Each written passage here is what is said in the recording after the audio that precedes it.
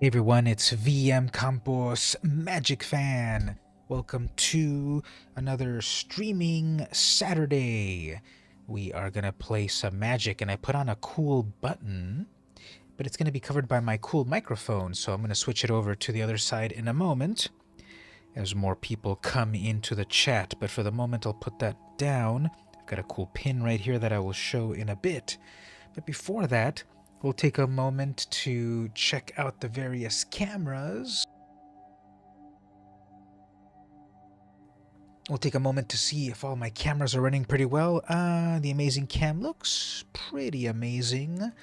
Let's see about changing it slightly. It looks low contrast.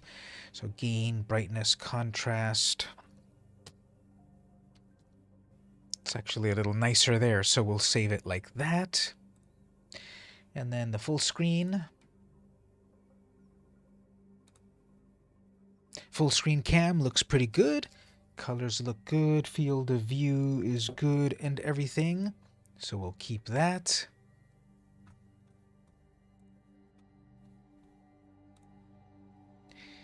Web browser popped up pretty well. We've got a web browser where we can look up some cool things. Looking good.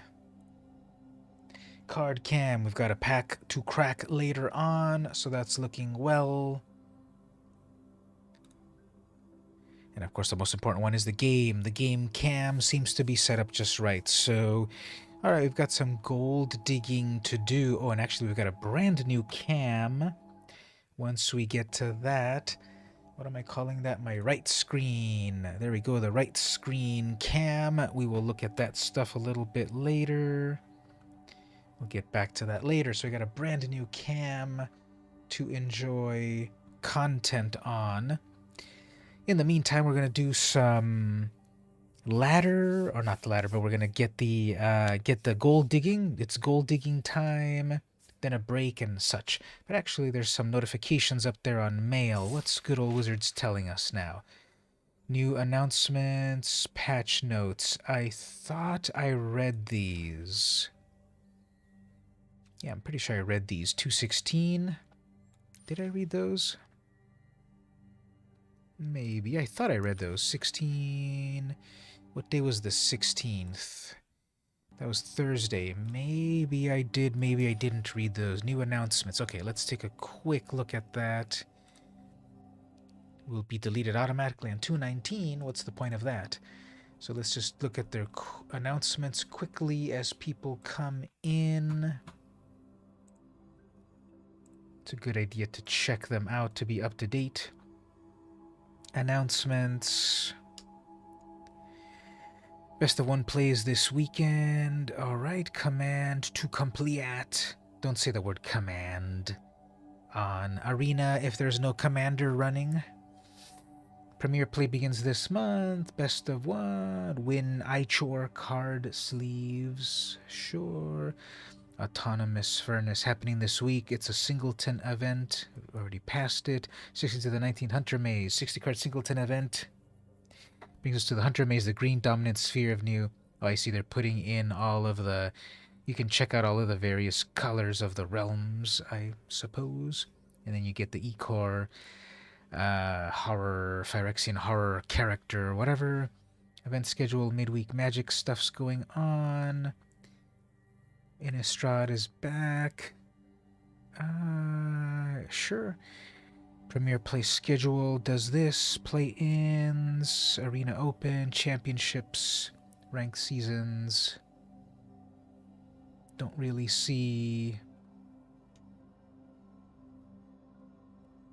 anything too interesting. And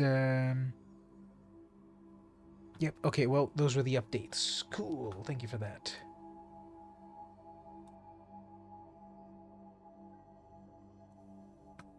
We will do some gameplay. So thank you for that announcement, Wizards, but let's do a little gameplay. Let's re-roll that one. Okay, so attack and red and white. Okay, we'll play some white decks for the moment. Let's play some legendary dragon shenanigans.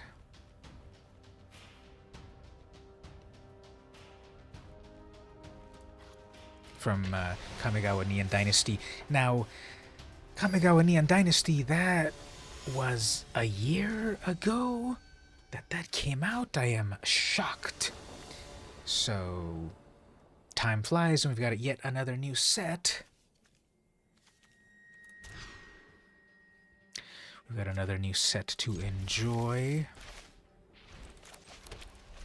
And we will check out the turn 1, that. I guess we'll spend our mana to get rid of Marwyn that they're going to play turn 2. We'll give him the old, that's nice.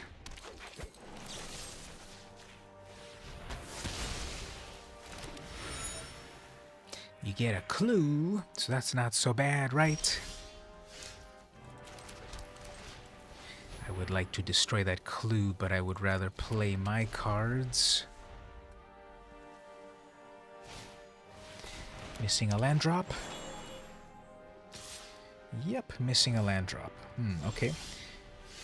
Let's set up our beautiful Anointed Procession and then next turn do some cool things with that. Shram's Expertise.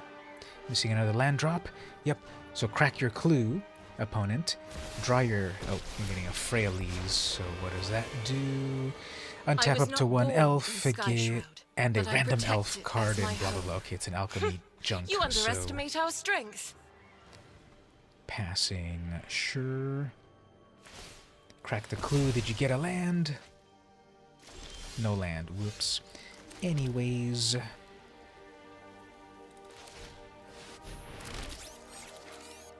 Don't need to play that for anything, although that's a very cool card to play for free, but nothing to target. There you go, you got your 3rd land. So we will do the, yeah, you did it.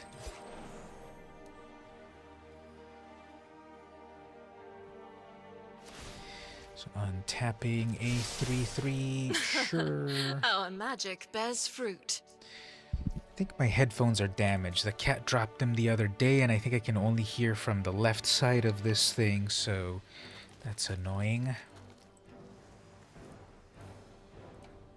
Hey there, Gabe. How are you doing? Just started.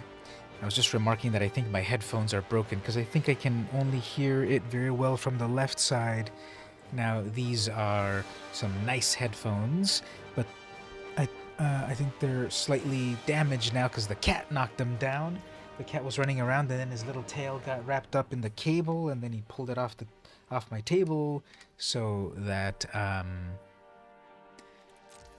that's a shame.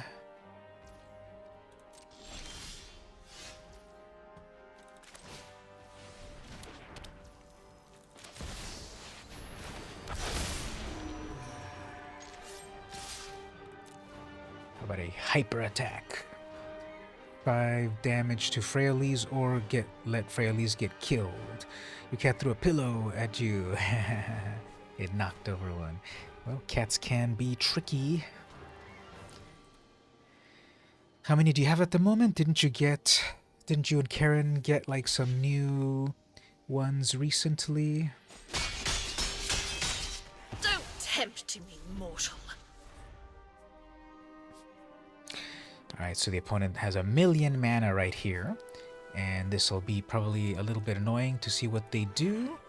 But hopefully they don't get out like a Nissa Planeswalker.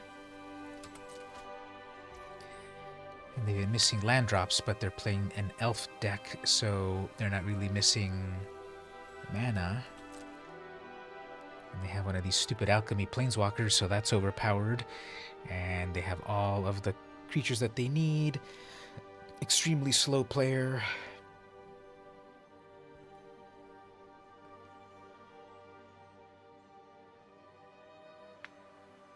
So you got those 2 cats, and then you got kittens. So you have 3 new cats. Such a house full of furry joy. That's cool. Are you setting up the, are you giving them a variety of names? to keep track of them all based on their like fur color and other fun things like that. So 1 cat plus 2, so 6. They add up. All right, Marwyn, and another elf. I don't know. This is probably not a great.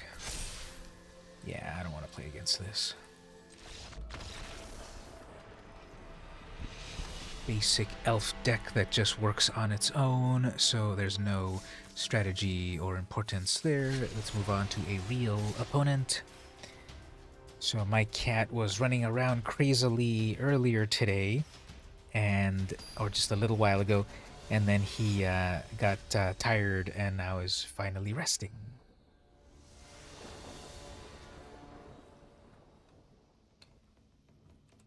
Also, we got the new Nissa, who is totally eel now.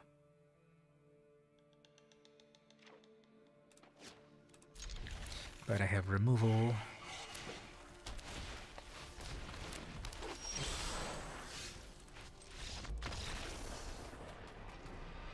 Alright, 2 amazing green decks in a row with a turn 1 elf, so come on, algorithm, give me some real opponents.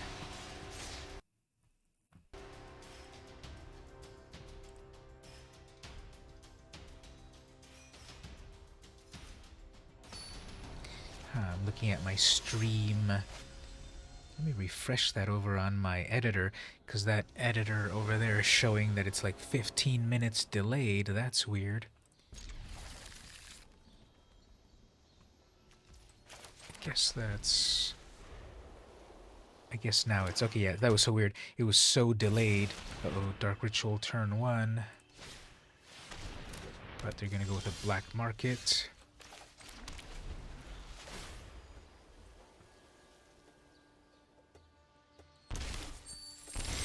There's no one quite yet in the stream to ask, but we'll see if people... You can ask in the game club also, so possibly you can ask in the game club. You can put it in the off topic. Remember, there are the various channels for various topics, so you can add the you can put that into the off-topic chat in there.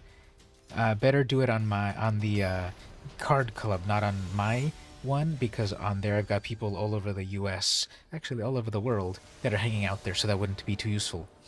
Instead, you should put it into the card club where it's pretty much all locals. Alright, so I think after 3... So we have yet another mono green deck here. What is the algorithm doing?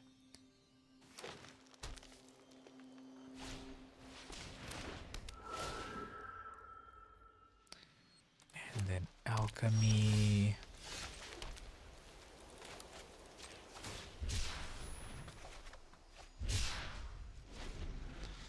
Alchemy card...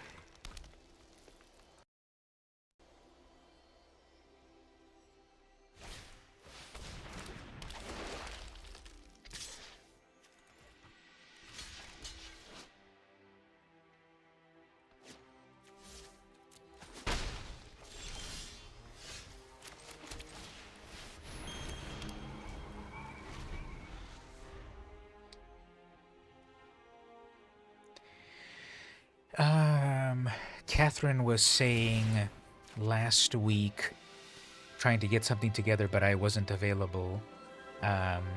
And nothing so far yet has been put there. So there's probably one coming soon. But just be on the lookout for it. Soon. And then you can also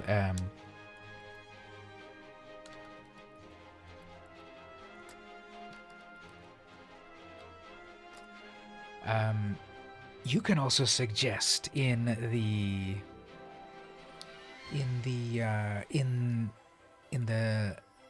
Discord and see what people say about that. This skill can't be castered indestructible, trample, and then of course I happen to have my removal that is non-destructible.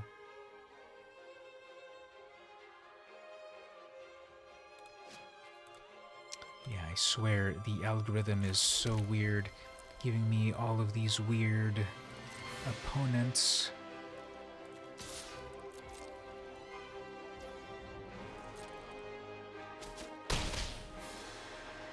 So I've played four games so far, and 3 of them have been mono green. One was mono black, so it just so we have all of these, like the weird algorithm and slow players. So definitely I'm going to rely on the chat more about let's keep the conversation going. What topics, what things to talk about. Gameplay's been kind of boring, to be honest. I think Magic gameplay on Arena has been kind of boring recently, and at this point too. And yeah, I know the brand new set just came out, but I feel I say the brand new set's just out every 2 weeks, so that's boring too. Now we got an Ashaya. Alright, let's get rid of that right away.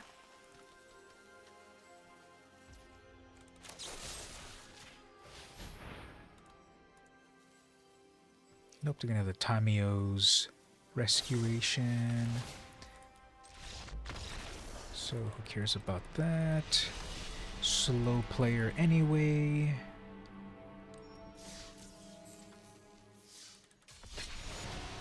So to hang out with everyone, Saturday streams are still a thing. But they, oh there, hey Angle, how are you doing? Why is my chat not updating? Why did I not see you there? Why is my chat not updating? How's the new set? I haven't even used it. Here's another green player. Yeah, I don't know what's going on with Arena today. It's not fun. I keep getting like mono green players over and over for some reason. I haven't tried the new set at all. It just came out, and I'll probably do the draft later on. I don't doubt it's overpowered. Honestly, Magic's been so power crept over the last few years. There's a lot that's not great about Magic at the moment. So, you know, to be honest with everyone, the hangout part of it is cool with all of you, but like the gameplay of it, it just doesn't feel the same or as fun as it was a few months ago or a year ago. So here's another mono, like this algorithm. I feel like this algorithm is even worse. Like it's just these pairings are so weird. I've played 6 games already, and like more than half have been mono green, and then there was 2 mono blacks, and then now another mono white. I don't know, I'm playing a mono color deck, but I just feel like the diversity of the players has been so weird. So here we have out of the instant shadows, we got a couple of little old warriors. The opponent also has some form of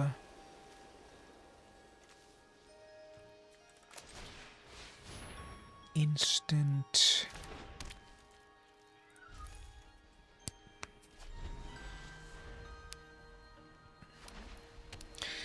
So how's everyone doing? Don't know what that is, but this is the thing about sets are so overpowered. Like everything is a danger now. You got to deal with every single card that hits the battlefield. Not even if it's rare or mythic. Like I don't even know what that card does. I don't even want to read it. But and then there's another rare. So everyone's just doing completely rare. If these decks were in paper, they'd be so expensive, but because they are but because they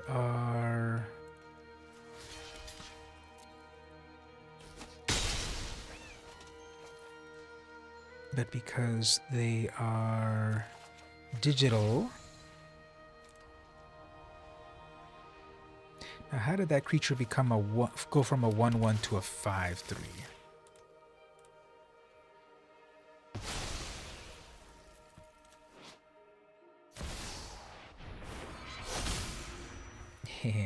I was doing a test of my system because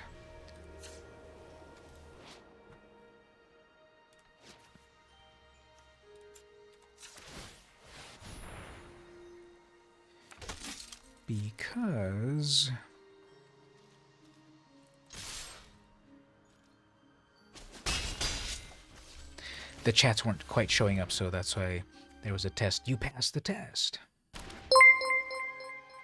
Wow, look at that. We got some gifts. 5 subs. That's amazing. To all of these amazing players. And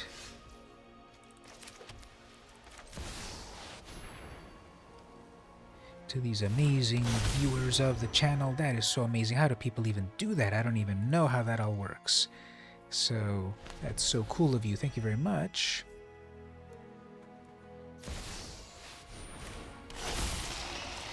So we have Mandrak, Glory, Dominus. So obviously they have one more instant right here.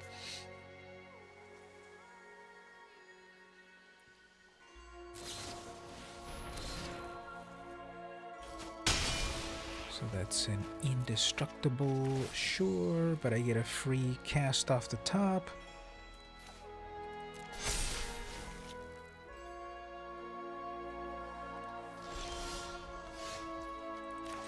Ooh, how about we disenchant the thing over here and get that.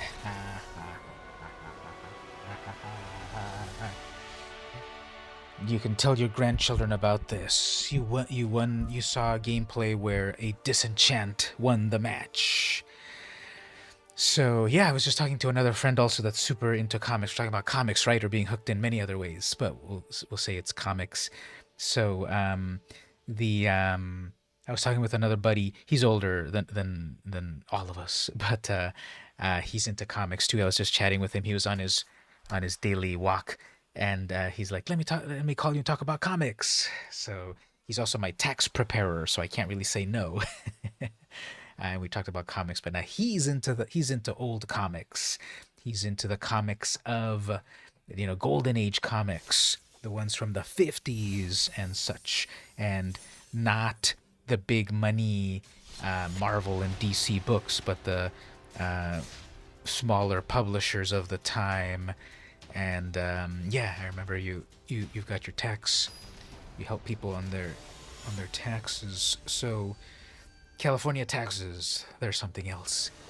But the with him, his name is Ed.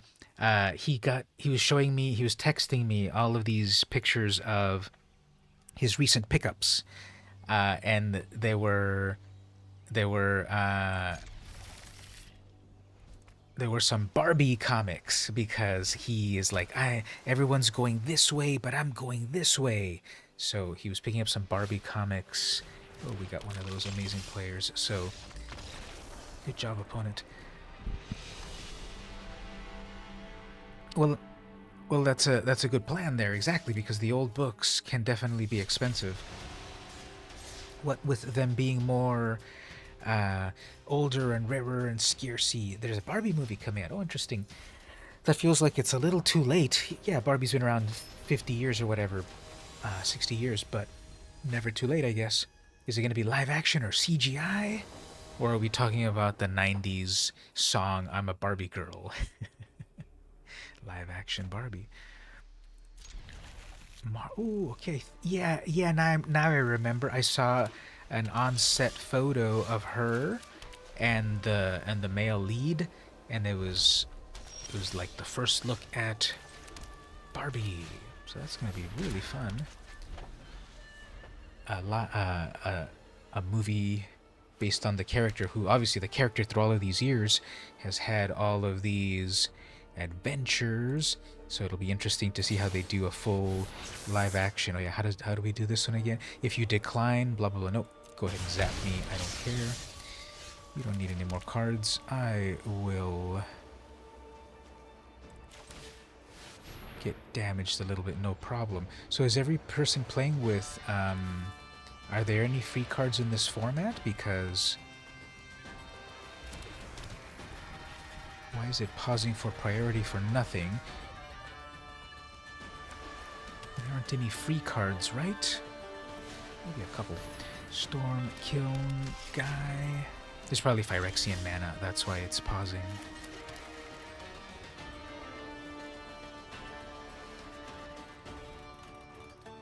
Yeah, let's get rid of that little guy.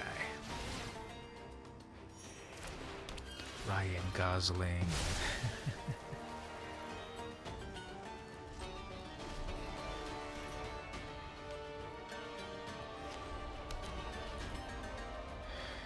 The movie I want to see, though, have any of you heard of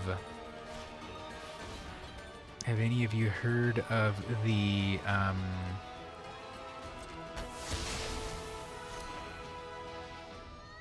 have you heard of Winnie the Pooh, Blood and Honey? Have any of you heard of that? Don't look it up, but if you have, tell me about it.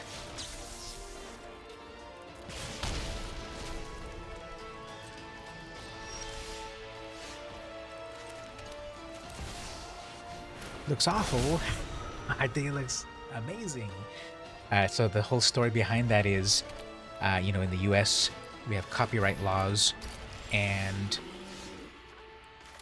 originally, now copyright laws are in the Constitution, and originally they were capped at a certain number of years. So the idea is people can invent things, things will be protected, but let's not have an idea locked down for all eternity, because that stifles innovation. So copyright laws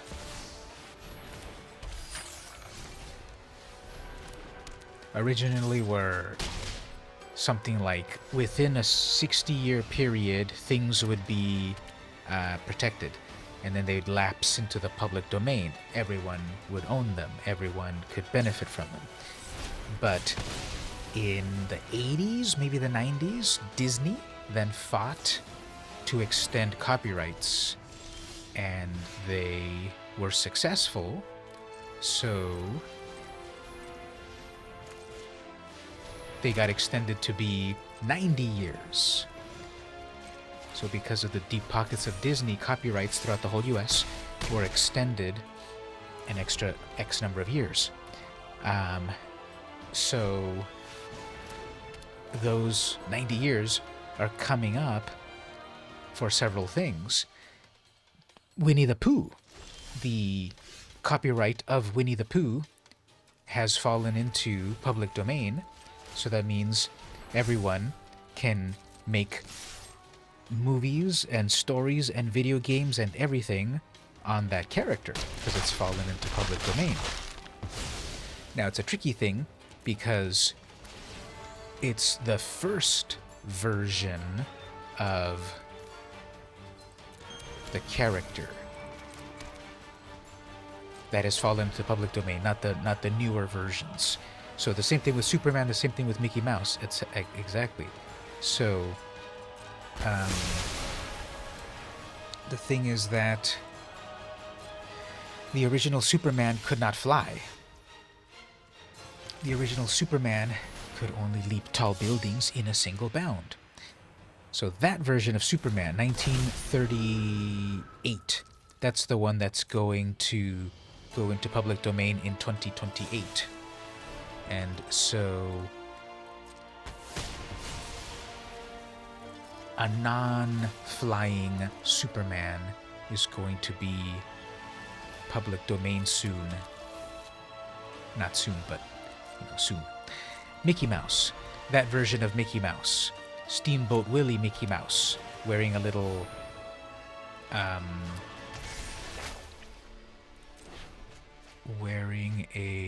that's overpowered. What is that card? Oh, okay, no one plays that card, but it's good.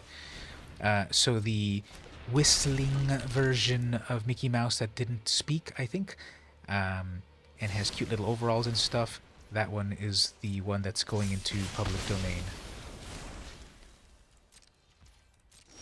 Wow, this opponent's just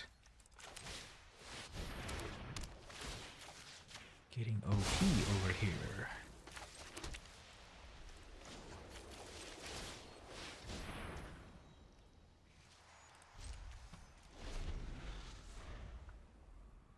Let me catch up on your comments here. Sorry, you saw it's just Texas Chainsaw with a poo mask. Yeah, but happening in 2023 rather than 1973. And Piglet is also evil and stuff. Yes, so Gabe, it is a horror movie, and it's I'm gonna give the opponent a big ol' oops, because what they're doing here is they are destroying the exile enchantment that does not have their commander hidden inside of it, so they don't get it back for free. If they left their commander down there, then they would get it back. So pro tip, opponent.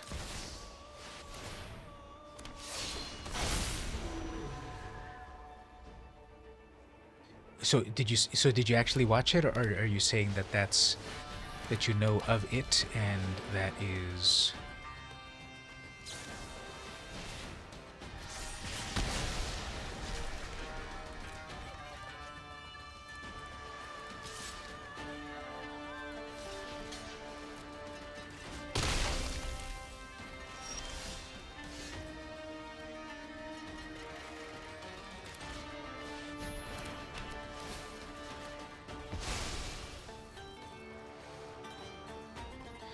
Just a moment, everyone. I'm just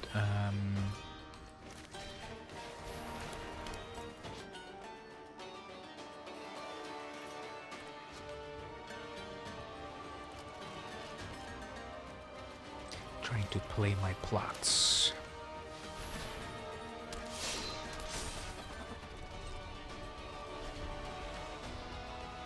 Mickey Mouse in 2 years.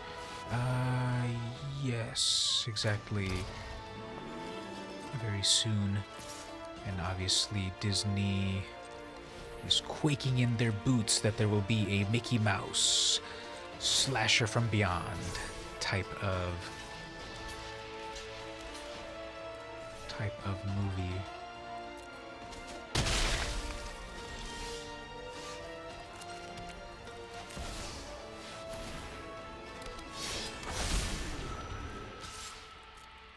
But this is the thing, copyrights are a good thing, but they become a bad thing once they last 100 years.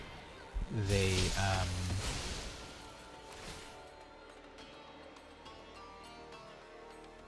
have been artificially expanded. The last time this happened, when they extended the copyrights with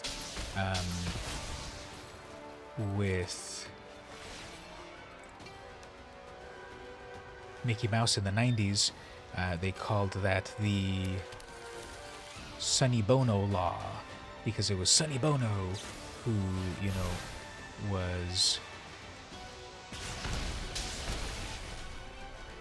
trying to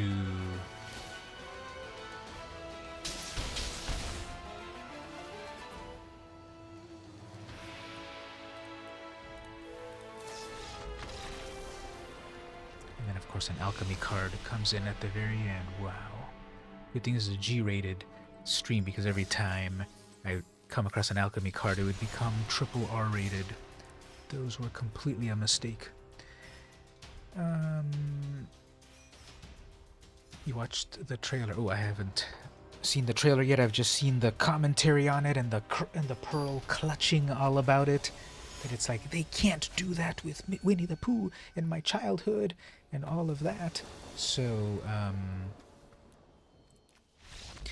the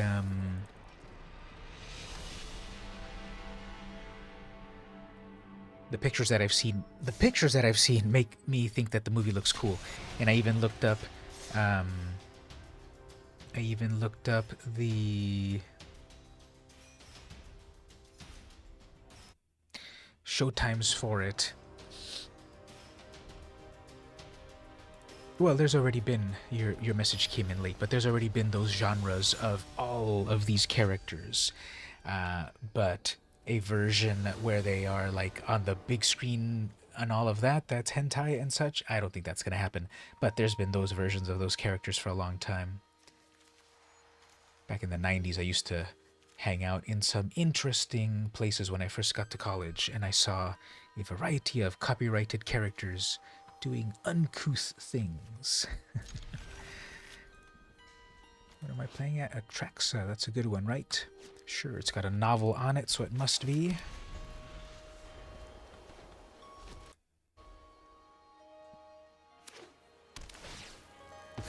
I don't know what happened here, Gabe.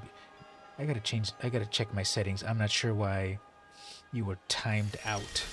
Sorry about that, Gabe. If it doesn't let you type, not sure what my settings say. So Angle, you are much more versed in Twitch, I think. Where do I go for my settings to change my moderation settings? Because where did poor Gabe get timed out? Unless you said some controversial things.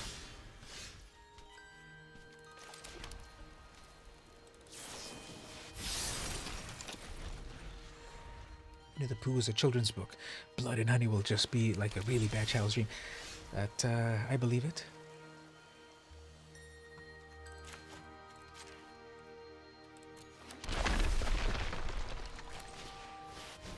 Alright, so I'm kind of having a slow start on this deck. No, do not blink a token. That is my pro tip for you today. Do not flash blink your... I think the opponent's missing mana. Oh, there you go. Scheming Aspirant.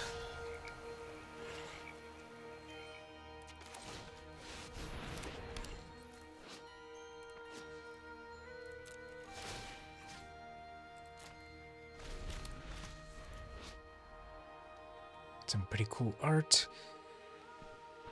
It makes it look like the character's arms are out. What do you think about the art of this, everyone? To me, it looks like their hands are out like this. But that's just their cloak. Their hands are down over here, unless they have 4 arms. But I'm seeing a sort of like, come at me pose. But they've got 2 arms at the bottom.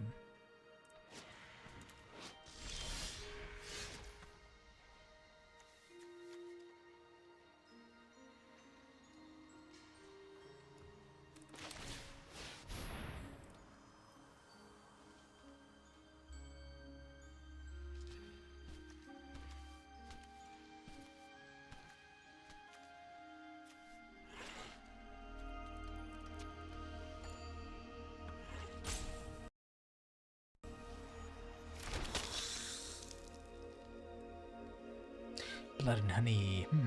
Wouldn't want that to be honey trees. They,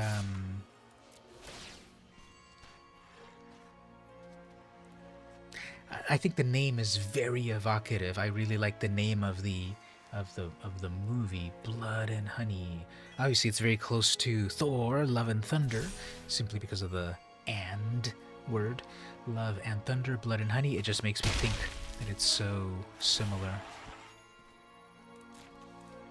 But I think it's an evocative title. All right, let's see what the opponent has. A Command Tower. A Radiant Grove. Shipwrecked Marsh. Tangled Islet. Tangled Islet enters the battlefield tapped, and it's a forest island. And over here they have a forest plains. So what does Phyrexia do again? Flying Vigilance, Death Touch, Lifelink. When Phyrexia enters, reveal the top 10 cards. For each card type, you may put a card from that type among them onto your hand. Put the rest at the bottom. Okay, that's interesting. So you just basically get to grab a bunch of cards into your hand out of the top 10. In theory, you could grab 10 cards off the top. No, actually, not really, because there's types are 1 artifact, battle, creature, enchantment, instant land, planeswalker, sorcery, and card. Is there a battle type? What is a battle type? Rewatch Infinity. I hate to be a snob, but I don't watch superhero movies. I read superhero comics. Sorry, that's too snobby, but that's just me. I should have triple blocked that, actually. That wouldn't have been so bad.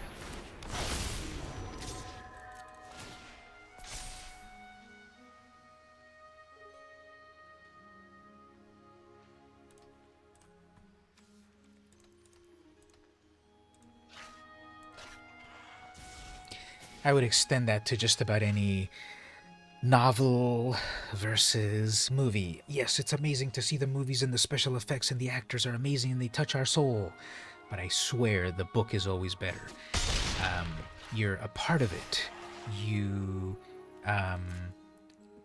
become a part of the fiction simply by reading it, by hearing it in your mind, by making a story and visuals much better in your mind than any big budget Hollywood movie could ever do.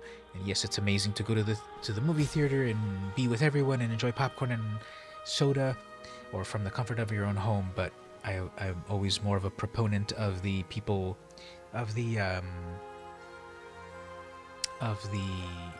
reading version of things.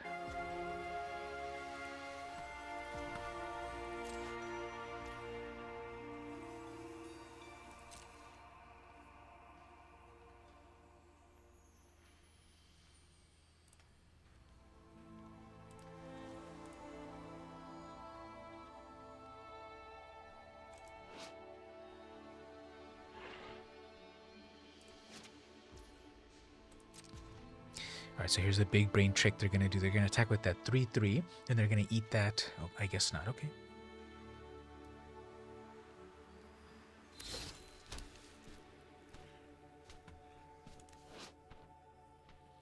It's one of the artifact lands.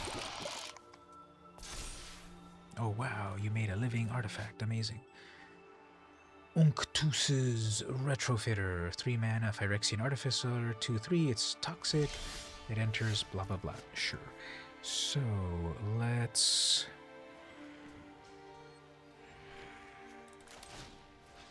do some stuff here.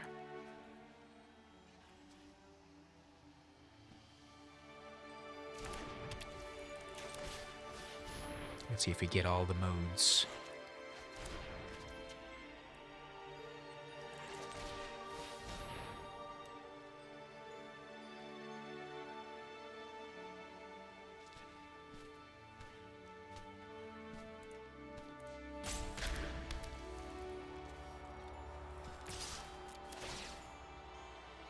That's a 10-10 in the air.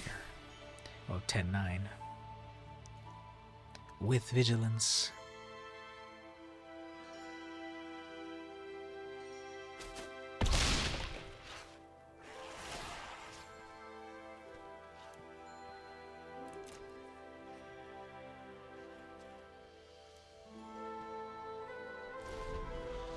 See, the opponent could have this horse eat this critter, but then they need a flyer, and this isn't doing anything, and this animated that, but that's not doing anything. That's got toxic, but who cares?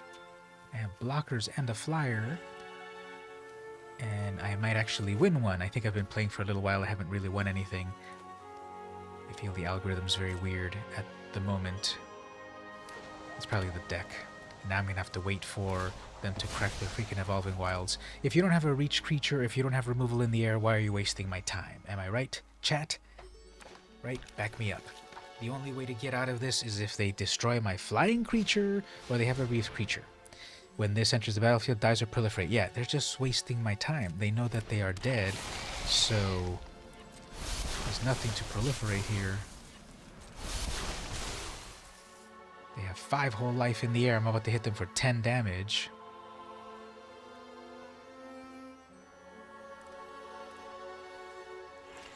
I already know the outcome of this faster than you, opponent. What are you trying to do? Yeah, it's like, why are you wasting time? See, I already knew your fate. Omae wa mou shinderu. Alright, I already knew. You're already dead. You just don't know it. Alright, moving on to the next. There we go, I got the gold on that. Let's switch over to another deck. See what we get on the algorithm.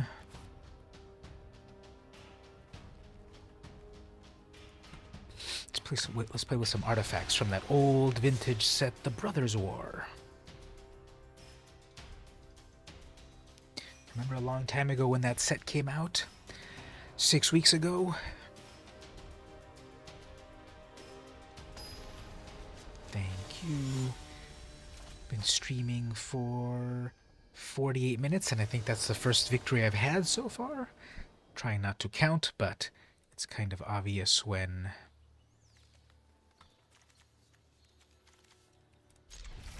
it's not the best mana. Nothing to do on turn 3. Yeah, I shouldn't have kept that hand. If the opponent's already blasting off on turn 1 or 2, that was a bad keep.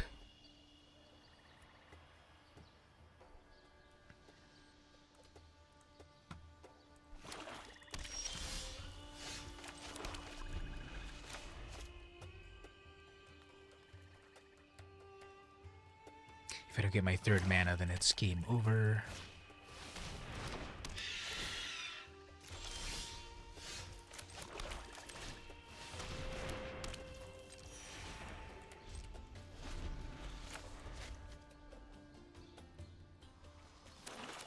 If I put out the Joyous Familiar, that also affects the Historic.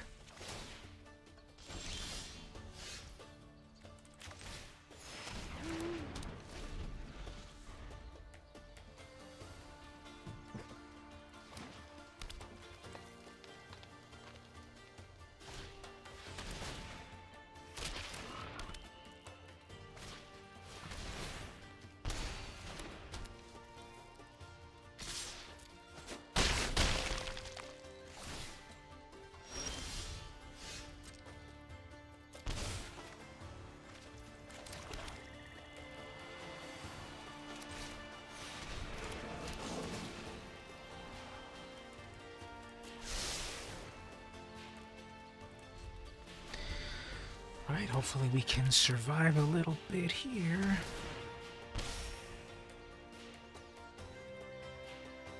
Each opponent discards a card, sure. Sacrifice your toad, you can get it back easily.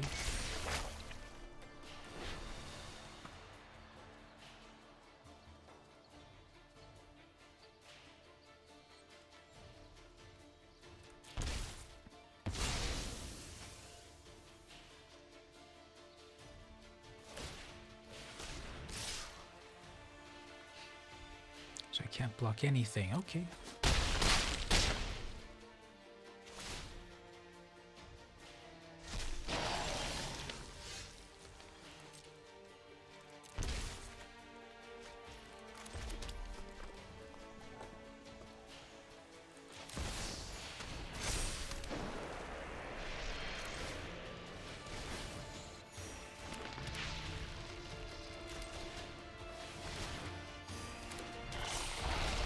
I'm still dead, right? 6. No, as long as I block that in the air, I can live.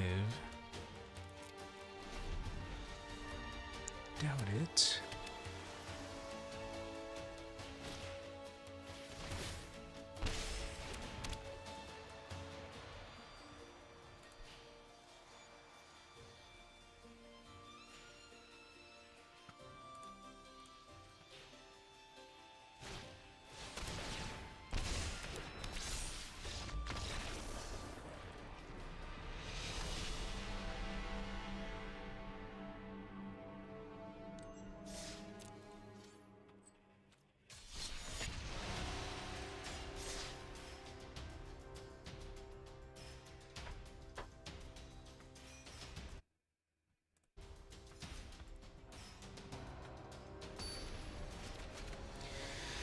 So there's some cool... We'll load this up in a moment. There's some cool... there's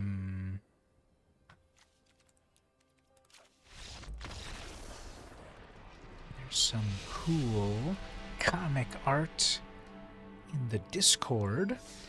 So you noted that as, yeah, let's just look at it now. Switching over there, so Angle shared some pictures when she and Ivory went over to a Comic Con and they got some cool sketches.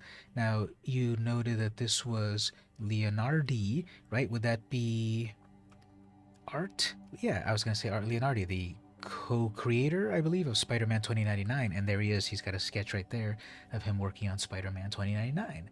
So I know that. Oh, no, it's Rick Leonardi, I believe. So Rick Leonardi, um, I believe, is credited as co-creator.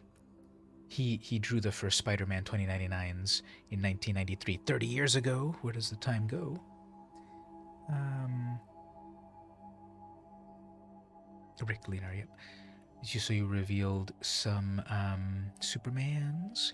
So this is pretty cool that he can draw a cool looking Spider-Man 2099, but he can also draw a really cool, let me guess, which one is this one? What's that one called again? Don't tell me, don't tell me. Spike? Is that character called Spike? Do I know my ponies?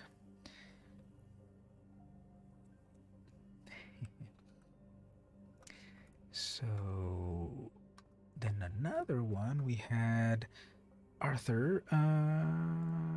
Do I know this? Arthur.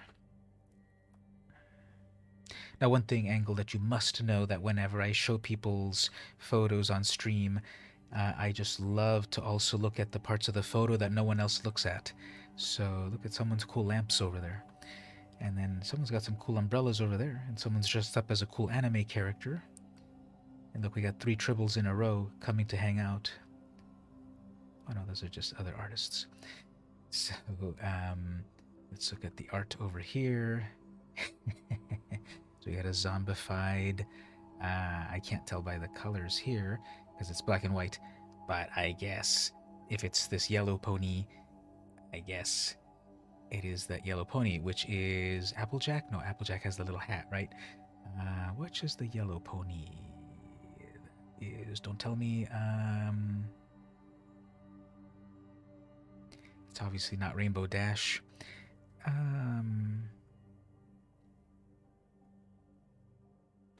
Not, I don't remember. Give me a hint, just one letter. I haven't checked the chat if you've spoiled it yet, but I can't remember the name of that pony. If you just put one letter, I bet I'll remember it. So over here they were signing something with Galactus and the Fantastic Four. This is what I'm saying. I love to, when people share, look at that chunky watch over there. I love it when people share stuff and then I pour over each inconsequential inch of it. F. Oh, Fluttershy. Yep, there we go. Fluttershy. See, I swear that I saw the F only and I didn't see the one right above that you said that. But as soon as I saw F, like, yeah, of course, Fluttershy. Everyone knows Fluttershy. So yeah, zombified Shutterfly. Funny.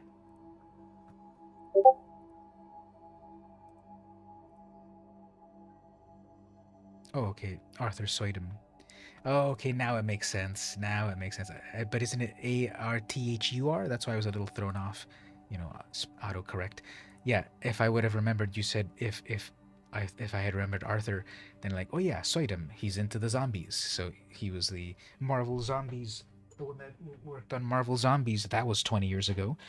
2003, 2006. And Robert Kirkman was the writer on that. Yes, creator of The Walking Dead. So Robert Kirkman, if for all of you that didn't know, Robert Kirkman, creator of The Walking Dead, created a zombie comic for Marvel Comics. I guess it was 2006 because he created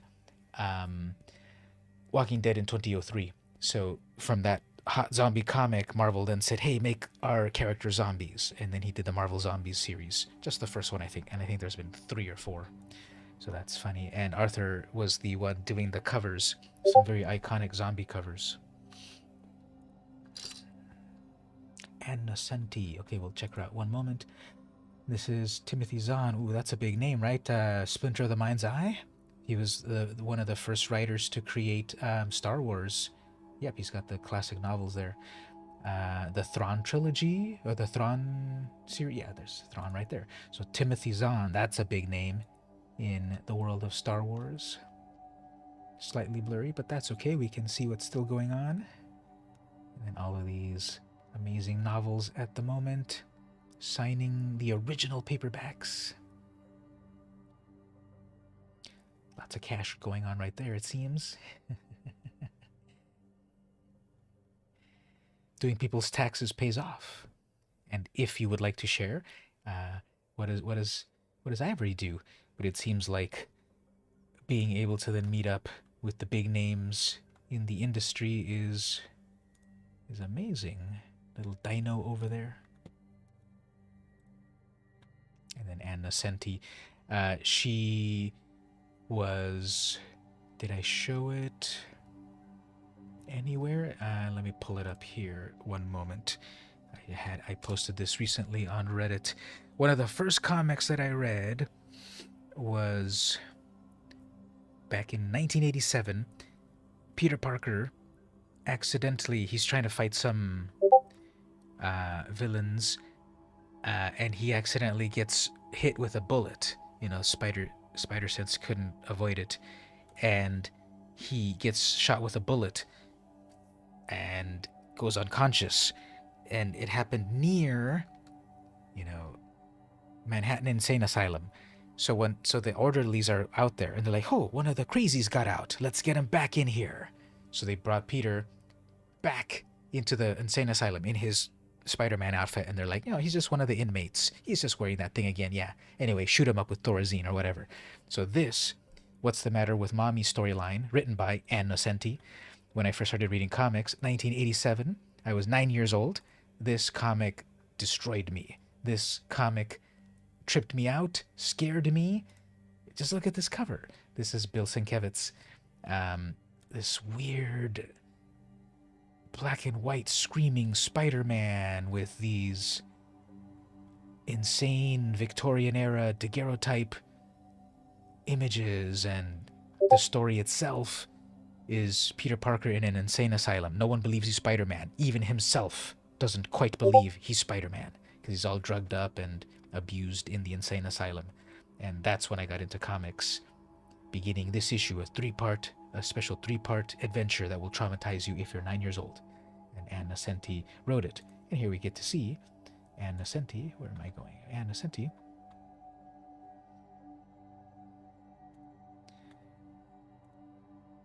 Signing some cool stuff. Ooh, the True Blood that you showed off on the other stream, huh? Banana.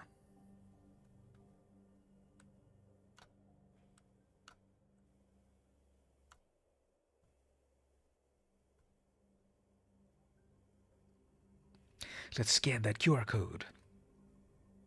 What's her password? She's eating a granola bar.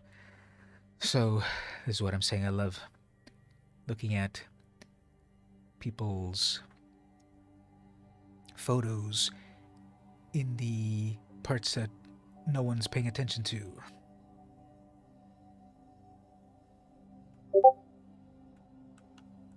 Signing it in red. That's perfect. Signing it in red for the True Blood. Isn't that cool?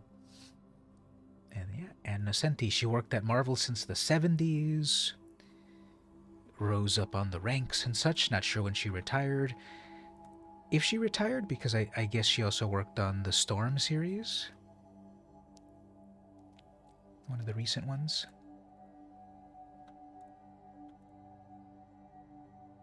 And here we go. We got Ivory and Engel themselves joining in on the festivities. Cool. You have your... Okay, I gotta pull deep into my Naruto lore. You are dressed as the Cloud Clan or something. Sorry, I don't know anything about Naruto. But you've got your clan outfit, and I guess we've got Joker, right? We got Joker outfit. Cool. And then a friend as well as a character from some place. Don't recognize this cosplay. Got some cool little plushies. You're about to do your jutsu magics. Cool. Oops. Close that. So yeah, thanks for sharing all those cool pictures of that fun event. Okay, so My Hero Academia, one of the anime of the millennium. The Storm Pictures are her new comic coming out. Cool. Then she is writing the new Storm book.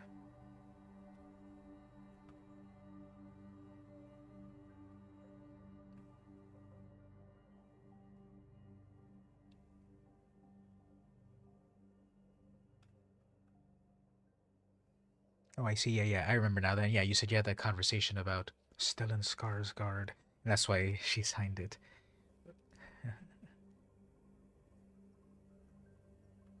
We'll see if that plot shows up one day.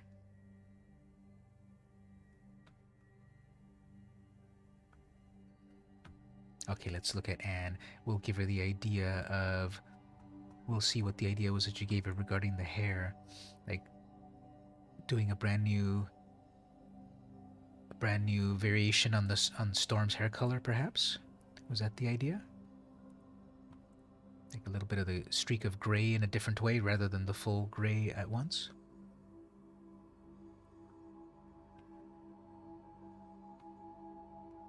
Cool. Thank you for sharing. So yeah, um, what Comic-Con did you say it was? Yeah, you had to be there. CBGB's New York in the 70s. Can you imagine that? Being in Marvel Comics in the 70s in New York when it was like the fall of Western civilization time.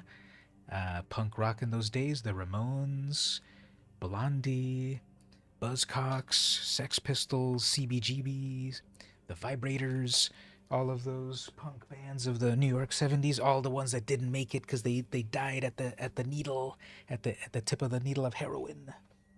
Those were the days. Now, New York is as friendly as a Disney theme park.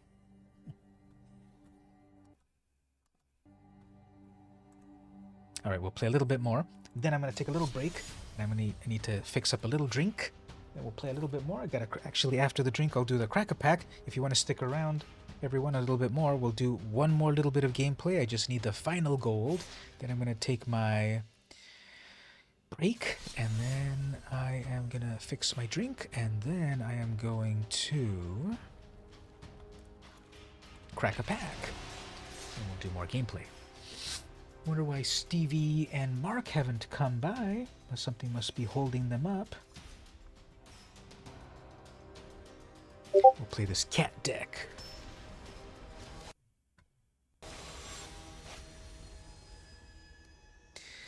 The video, I don't know if you can send video on Discord unless you have Nitro, the premium one, which you might have.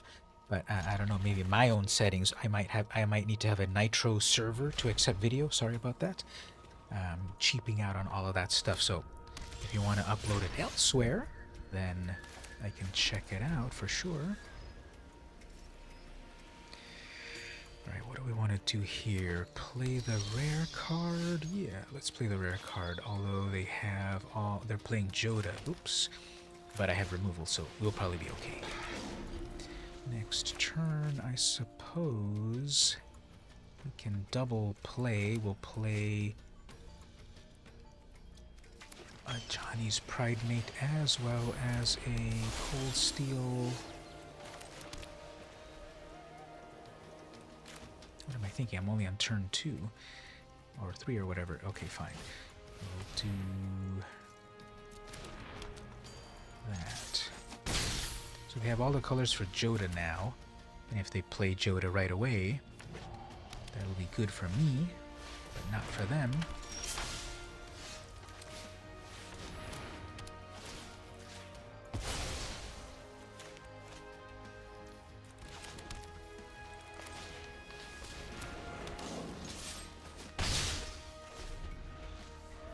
Cat crew working pretty well so far. But they'll probably rage quit because they need all their lands. Oops, they're gonna kill something now. Trying to decide which is more deadly. At the moment, yeah, Johnny's probably gonna... Oops, thought not. Fine, you're gonna get my Planeswalker, probably.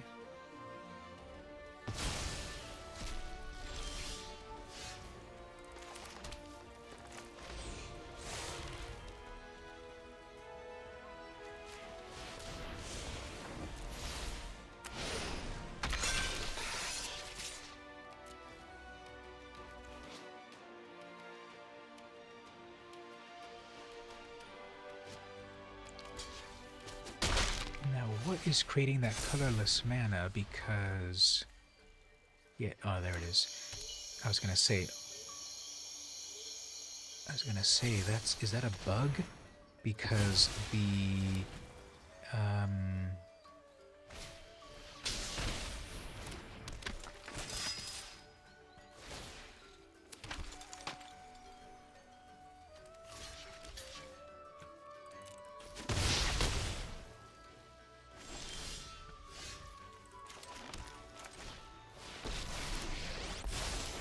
But we could be much greater together.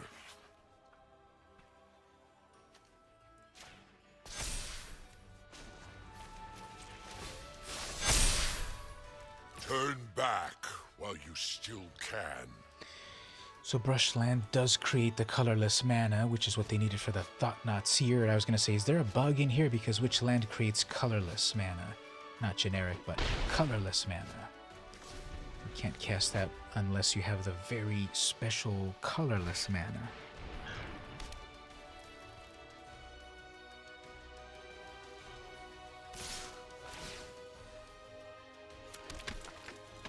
Uh-oh, I think they've got a...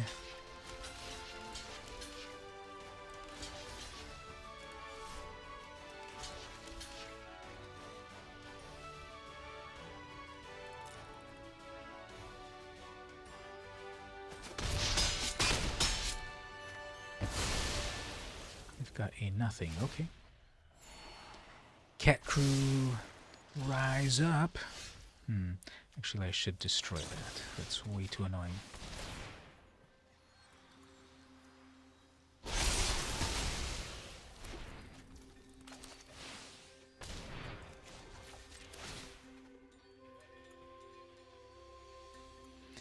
Holding priority for something big. If I have to light the way, I will.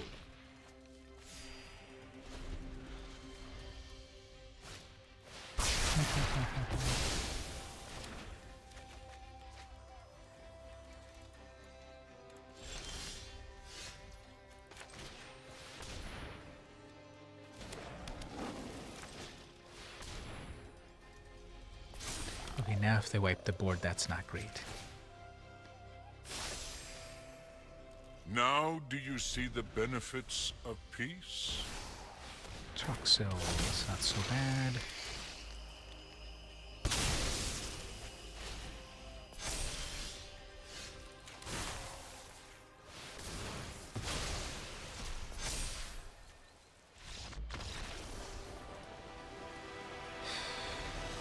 Good old Wanderer striking in at the last minute to take out Truxel the Corrosive. I haven't played that deck in a while.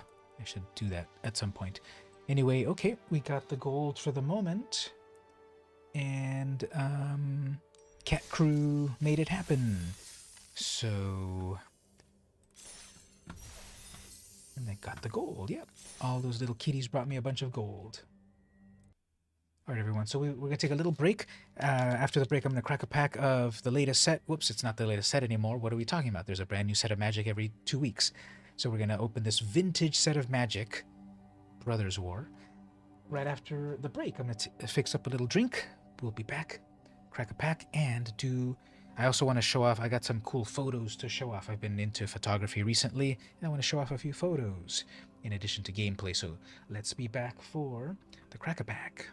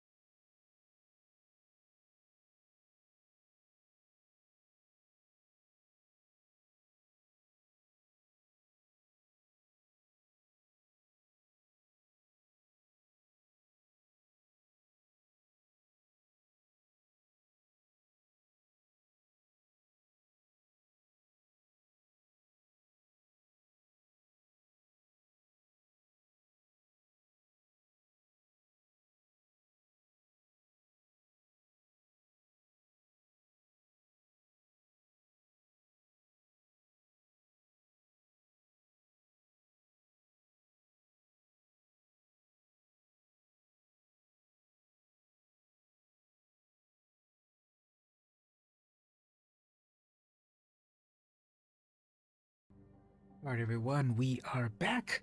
Got my drink ready to go. This is my variation of the Negroni. So it's got gin, vermouth, gin, vermouth, bitters, fresh squeezed lime, and some sugar. So what makes it different is that I'm not using Campari. That would be the authentic way. I'm using just bitters, and then I add sugar and the lime, so it's my version. And it'll get the job done. So stay in school, kids. All right, let's switch over to the card cam, and we will crack a pack. Got a pack over here. The algorithm is, the autocorrect, Palo altogether is what the autocorrect did. That's funny. So the crack a pack right here. Just doing a Bud Light. Well, whatever is on hand, and it's 5 p.m. somewhere, right? Brothers, we're still want to build your collection with some of those packs. I think the theme of the set of artifacts and all of that is pretty cool. So yeah, if you want to jump in on a set, you want a cool artifact set, that's one. So let's see what cool things pop up in this. And yeah, we got to get a game going. So I don't know if you and Karen can come by sometime next week. We've been doing it mostly on Thursdays. What do you think, Gabe? Is that a time that maybe on Thursdays works? Think about it. Coffee caramel macchiato. I had to lay off on the coffee a little bit. I was getting too hyper on the coffee, so I have to cut it down, maybe just once a week. I was doing it like every day, and it was only one coffee, but it was an espresso. A double espresso with sugar and cream and vanilla and all this cool stuff that I like to do. The VMC version of coffee. But I have to lay off of it for a little bit. It wasn't really affecting my sleep and such, but other things. So, laying off for a moment. Definitely Thursday would be great. You'll double check, yeah. Double check the calendar. So again, which is the direction that I'm supposed to open these on? Can't even tell that anymore. I guess that's the correct one. Even though it used to be that these used to be up, Papa Excedrin. That might help. Thank you for that medical advice. So let's open up some of these packs. This is this was a draft. This was a draft booster. So, classic draft booster. We got a Dredging Claw, 2 mana artifact equipment. Equip it, creature gets +1 and gets menace. Whenever a creature enters the battlefield from your graveyard, you may attach this. Equip 2. This is what I was saying earlier about the power creep. This is a common card where back in the day, Magic had a huge change back in 2006, where they were feeling that their sets were too complex. Lorwyn was the one that broke the camel's back, which was the sort of like fairy tale J.R.R. Tolkien style, Celtic myth style set. And the pro players loved it because it was so advanced, but the newer players thought it was too confusing. So that necessitated Magic, Wizards of the Coast, to enact New World Order and just changing a lot about what the game is, with a big focus on newer players. And one of the decrees of New World Order is that commons should not be too complex, because if you're a brand new player, you're going to see a variety more of common cards. When you open up a booster pack, we get normally 10 or 11 commons, and then 3 uncommons and 1 rare. So it would make sense that the rares and the mythics would be complex. You don't see them as much. Uncommons, you see them a little less. They can be complex. Commons, you see them a lot. And originally, 15 years ago, New World Order was all about let's make commons less complex. Well, obviously, that's been thrown out the window. they've really started to power creep. And that's the fault of Hasbro making Wizards be profit, profit, profit, growth, growth, growth. Making Wizards really push in all directions to get as many players and profits and everything. And this is one of those casualties there. Welcome, Mark. We're just in the crack a pack right now. I'm griping about commons. Look at this complex common. So it's an equipment. It gives the creature +1 and menace. Okay, 2 stats for the price of 1. Okay, cool. And then, whenever a creature enters the battlefield from your graveyard, you may attach this. Well, I guess because they put the may, if someone forgets, it's okay. If it was you must attach, then I guess that's more complex. But this is a common. And then nowadays also they're doing color equip costs on artifacts, so that's kind of new as well. So, oh, the old commons of old where it was just a 5 mana common, that was a 4/4. No stats. Next up we've got Prison Sentence. This sets exile effect. 3 mana aura, enchant any creature, put prison. When prison enters, scry 2, enchanted creature can't attack, block, and activate its abilities. So it's the pacifism exile effect of the set. Well, not really exile. It's the prison effect of the set, but nowadays it's got a scry. And again, for a common card, a brand new player is like, what is scry? Scry in the commons, didn't they used to explain themselves? Obviously in the uncommons and the rares, everyone knows what scry is at that level. But as a common, a beginner to the game, where is New World Order? That was like a huge tectonic shift in Magic. That's 15 years ago, but time changes. Cittanul Stalwart. Green mana, Elf Druid Soldier, 1/1, tap it, tap this, and an untapped artifact or creature, add 1 mana. Okay, so it's definitely the worst Llanowar Elf. Well, Elf only gives you green mana, does it? Yeah, Elf gives you green mana, but this gives you any color, but you need another creature. So, yep.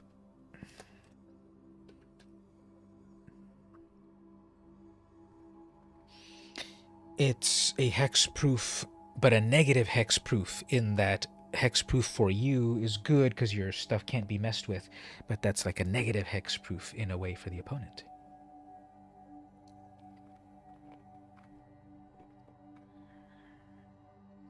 Overwhelming Remorse. 5 mana. The spell costs 1 less to cast for each creature in your graveyard, so this could conceivably cost 1 black mana. Instant. Exile a creature or planeswalker. So even for the full cost of 5, getting rid of any creature or planeswalker, that's good. If you've got a couple things that are dead, then that can cost even less. You know, it could be all the way down to 2 mana murder, or actually 2 mana terror, or a 3 mana murder. It can be down to a 1 mana overpowered if you're really playing with graveyard things. This art is cool. Goblin Blast Runner. Single red, you get a goblin, you get a 1/2. This gets +2/+0 and has menace as long as you sacrificed a permanent this turn. Well, I guess if you cracked your fetch land, that'll count. If you used a treasure, if you used a Power Stone token, a clue token, that'll count. +2. This is only a once, however. This gets +2 and has menace as long as you sacrificed a permanent. Yeah, it's not cumulative, so you can't sacrifice 3 treasures and give it +9/+9. It's just a one time. Mine Worker. This is from the cycle of mines. Lands.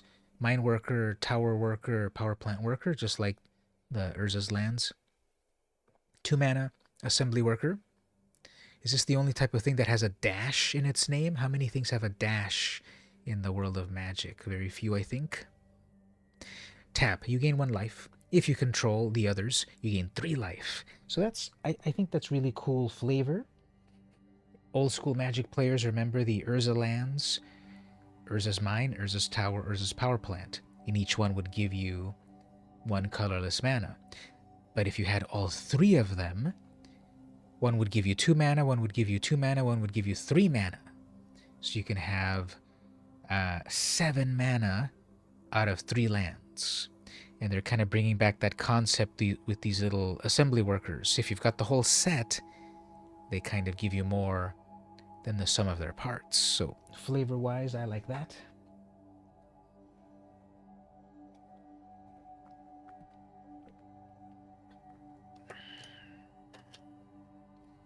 Emergency Weld. 2 mana, sorcery, return target artifact or creature card from your graveyard to your hand, and you create a 1/1 soldier. One day that will be a how are you doing? Gabriel sends his regards. Sugas 4. Okay. Hey, who am I talking to? I'm glad you know me, but I don't know which Gabriel. Gabe Klein, or a different Gabriel? But anyway, welcome to the stream. Oh, and there we go, Stevie. Welcome to the stream as well. So welcome, everyone. I am doing well. And we got the emergency weld over here. You met at Little Caesars earlier. Ooh, I want some Little Caesars pizza. Did you save me some? Machine over matter, 2 mana, instant. This will cost 1 less to cast if you control an artifact creature. Return target non-land permanent to its owner's hand. Alright, so it's the unsummon effect. It is the worse unsummon. There's just like nothing. Well, no, I guess. Unsummon only targets creatures, and this one would be any non-land permanent. So I guess that's okay. 2 mana to bounce anything. Could be 1 mana. Tower. Oh, look, we got the tower worker. So we got the mine worker. Wouldn't it be amazing that if in this pack we got all 3 of them? Come on, everyone. Send me your power through the stream to wish upon me to open the 3rd of this trio. Do what they did when Goku needed to build that big spirit bomb and defeat, I don't know, Frieza or Majin Buu or Beerus, or I don't know who he had to defeat, and he summoned the power of the whole world to make a huge spirit bomb and defeat them, and I guess he did. So anyways, give me all your power to make an amazing spirit bomb to open all 3 of them. What pack? I'm opening this old classic vintage, from this old vintage set, The Brothers War, because obviously that doesn't matter anymore because there's a brand new set that came out this week. Let's go back to the classics. Alright, so we got 2 out of the 3. This one is the Tower Worker. 3 mana, it's a 1/3, it's got reach, so it can swat down the creatures. If you're not mistaken, the Brothers War series is a crossover with Transformers. That's true, actually, now that you mention it. In the Brothers War, you could find some Transformers cards in there, because Transformers are artifacts. And this deck and this set is all about artifacts, so it makes sense. So the Tower Worker, it can reach, it's got a 1/3, you tap it for a colorless, but if you've got the whole trio, you can make 3 colorless mana. Amazing. So did all of you send me your power? Are we going to unlock the 3rd one? We'll put it over there, and then it'll be up to you on the stream to get the 3rd of the 3. Coastal Bulwark, 2 mana. It's a wall. It cannot attack, but it's a 1/3. And this gets a +2 as long as you control an island. So this could be a 3/3 that cannot attack if you've got an island. And 2 tap Surveil 1. Okay, they're bringing back Surveil. They invented Surveil in 2018, and then not until this year, I think this year, did they start to use Surveil again, even though other cards did the Surveil effect. They just didn't name Surveil in the card, but now they're going back to using it again. But Surveil is less common than Scry, and in some decks better than Scry. So they're starting to use that name again, that keyword. Well, we got one of the Mishras. I think I already have a couple of these. Mishra Excavation Prodigy. 3 mana, Human Artificer, 2/1, haste, 1 and tap, discard a card, draw a card. Whenever you discard 1 or more artifacts, add double red. This ability triggers only once. So I've got this one on one of my Brawl decks on Arena, and it's a cool card. You can do a lot of tricks. Alright, we have 3 cards left. One is a land, so we have 3 more chances. No worries. Over there, it's it's already midnight and a half for you over there, so no worries. Thanks for coming to the stream, and we'll talk soon as well. Say hi to Ivory for me. He's probably on the stream as well too, but okay. Bye and hi to both of you, and see you next time. Blanchwood armor with a classic Blanchwood, so give your creature +1 for each forest you control. So if you're playing mono green, you're going to give your creature +3/+3, and then for each forest it gets even bigger. All right, one more chance to get the last worker. Combat Thresher, 7 mana, 3/3 with double strike, so it'll deal 6 damage, or you can prototype it for 3 mana, you get a 1/1. And so this will double strike. When this enters the battlefield, draw a card. So you can pay 3 mana, get a double strike 1/1, and draw a card. Pretty cool. Uncommon. This card over here is the special card. So here's the rare card. Mechanized Warfare. Red, red 1. Enchantment. If a red or artifact source. So here's an example where Magic should hire me for the grammar of things. So, if a red source or an artifact source you control would deal damage. This is the thing, this is the nuance of the grammar of Magic cards that sometimes I think could be improved. If a red or artifact source, yes, I guess we know what we're talking about. But a first-time reader is going to be if a red. What's a red? What kind of cards are... If a red, what? What's going on? If a red or artifact source, if a red source or an artifact source you control would deal damage to an opponent or a permanent an opponent controls. Okay, let's fix that up.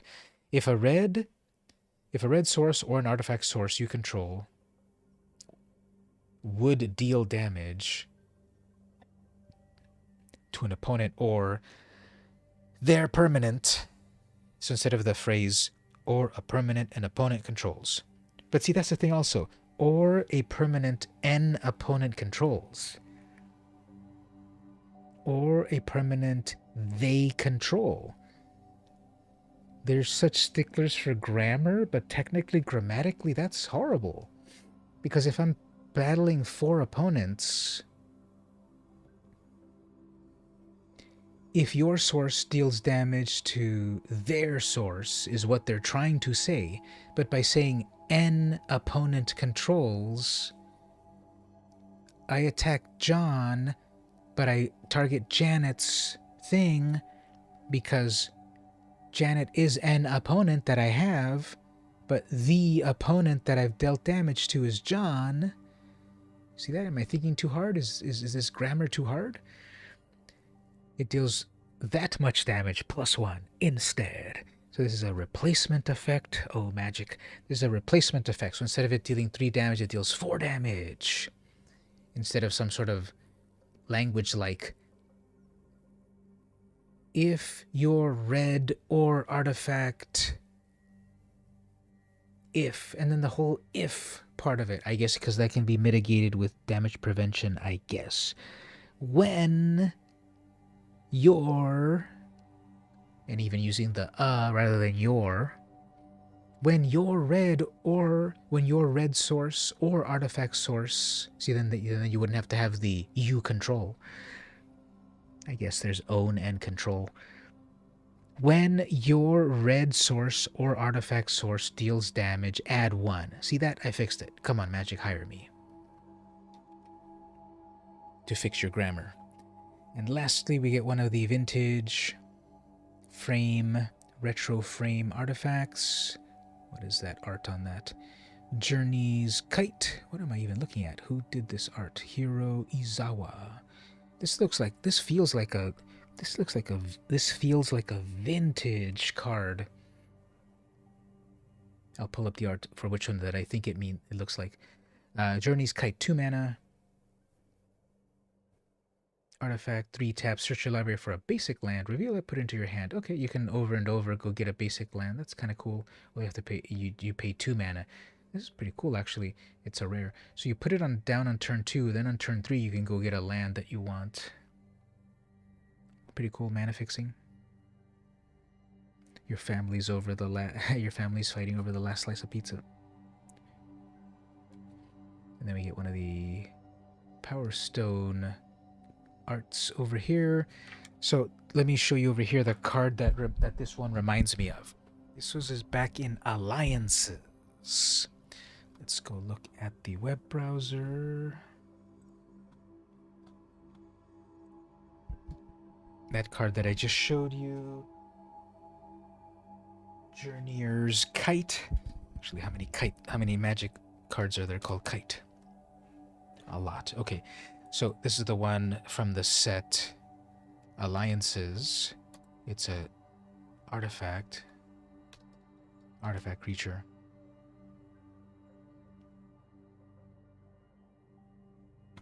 Is it right here?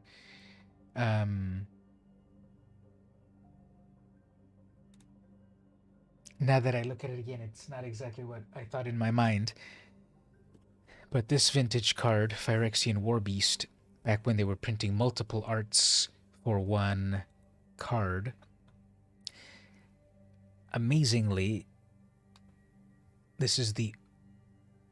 Okay, yeah, I remember that now. Bill Sienkiewicz. Now, most people are going to have a conniption fit trying to pronounce that name. I always thought it was Bill Sienkiewicz. Have I had dinner yet? No. Yes, no. I ate like at 4. I'm not really hungry at the moment. But back at 4 I ate something. I ate a bunch of tacos. I was in North Park and I went to Lucha Libre. Is it Lucha Libre? Taco shop there, and they had some amazing tacos. I could go for some more. So anyway, Bill Sienkiewicz, that's how you would pronounce that name. Sienkiewicz was what I thought it was pronounced, but it's Sienkiewicz. Sienkiewicz, actually, Sienkiewicz. Famed Marvel Comics artist, Bill Sienkiewicz, who did the cover of the comic that I showed a moment ago over here. When we were talking about this comic, this is the Bill Sienkiewicz, 1987. Has evolved their art throughout the year. No, that might be for tomorrow, actually. Wink, wink. So, Bill Sienkiewicz is this amazing artist. And I didn't quite realize it at the time, 1996, but he did some magic art, but apparently only 4 magic arts. Two cards, but 4 arts. Phyrexian Warbeast and Soldevi Steam Beast. I remember these cards. I remember this art. I love this art.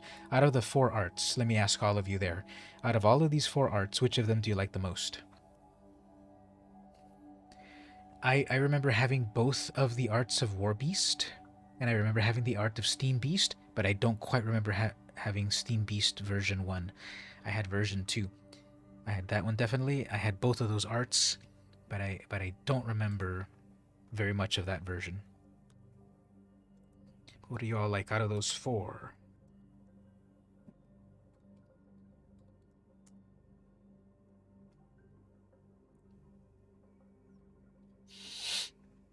I think I would say that too. Out of these 4, the last Steam Beast over here, I like that one the most.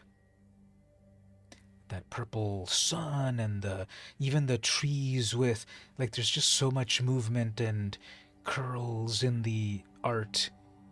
The branches of the tree, the spindly legs of the beast, it's steam things and the steam pipes in the back. That's really cool. And It was so cool. Back then they were doing they were doing the uh they were doing the multiple arts and multiple uh flavor texts.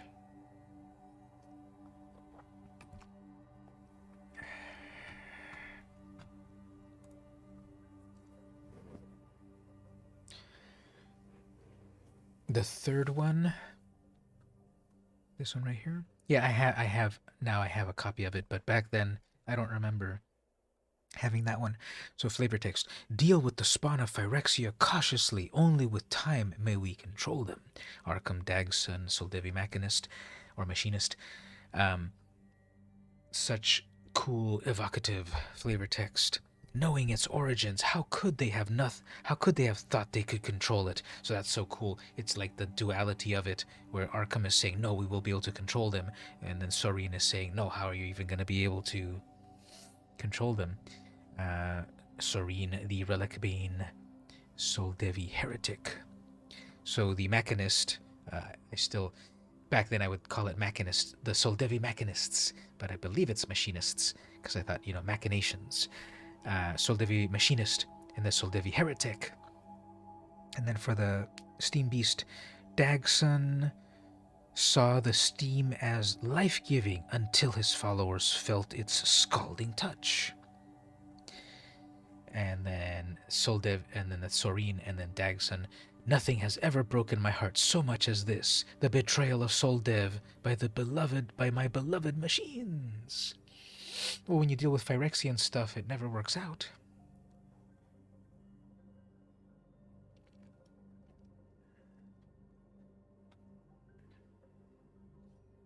What confuses me about the War Beast, I look at it the wrong way. I feel that the front is over here. I feel that the head is this little protrusion over here. Its shoulders are over here. Feet, the back of its feet, which doesn't quite make sense. And then for this one, I feel that it's flying in the air in the clouds, but it's on the ground. There's the feet, there's the face. So these always kind of confused me on their arts, because I didn't really feel like it. Also looks like if it's on its feet down here, then it's kicking its legs back like a horse. So I never fully understood the design of that. Whereas the Soldevi Steam Beast, this is amazing. Look at it. It's got little arms, and there's the cockpit over there, and big legs, and the trees are all wispy and everything too. And this one is the one that I just don't have a lot of memory of. I didn't have it back in the day. I didn't look at it over and over for years in the 90s. Not until later did I actually get it. Even though these are apparently commons.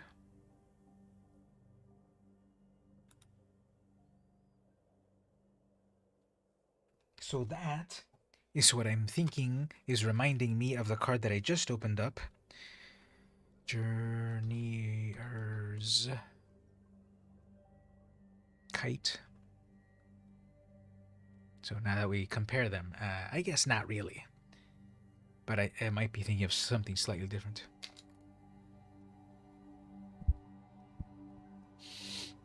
War Beast. Yeah, same here. I thought it was the opposites. Oh, apparently that is a reprint then. It was in Champions of Kamigawa and now reprinted. Now that makes me think, actually, because the new vintage art version, schematic version, do they take simply the original art and jazz it up a little bit? Or do they redraw it? Because this cool Da Vinci style schematic and then the finished art, but they're using the original art from Kamigawa 2004, printing it on the regular, the one that I pulled was this one. So it's using the original art, the 20-year-old original art, but does the schematic version, it looks slightly different.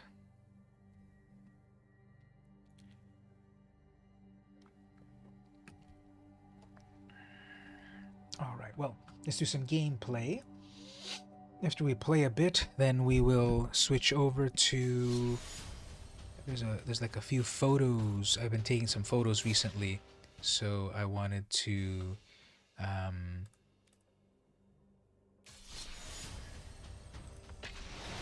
wanted to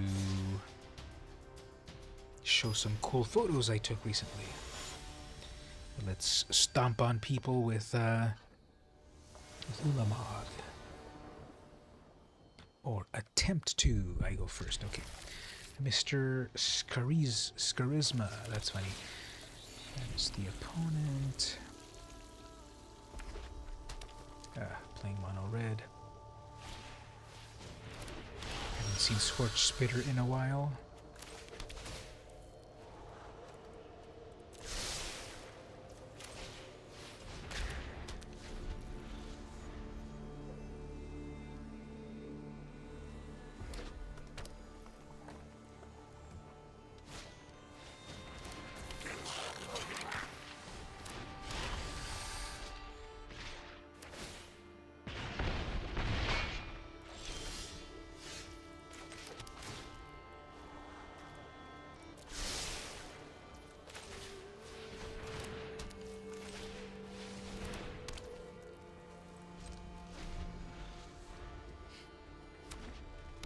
Alright, so I have all the mana that I need, but hopefully we don't do too many red shenanigans here.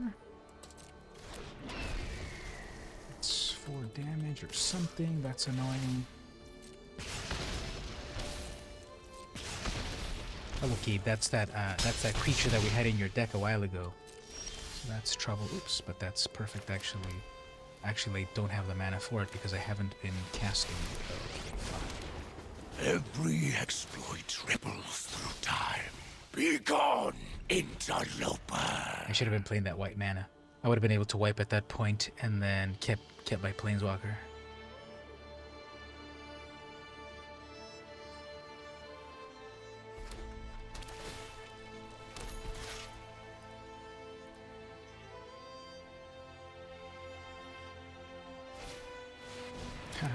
That's going to do a lot of damage.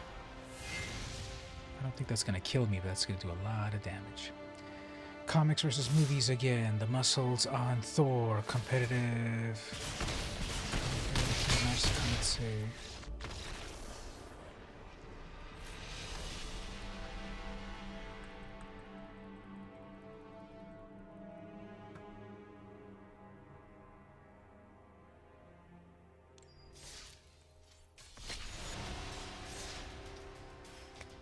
I guess I should have done the math on that. As soon as Thorbrand was summoned, I should have known that I was dead. So anyway, check it out right here, everyone. I've got this pin. I picked this up at the comic shop. So everyone's favorite guild representing. I had it on my left side over here, but then the microphone was blocking it, so I'll put it on the right.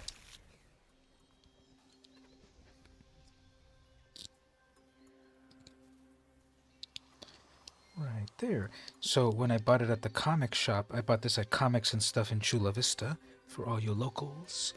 You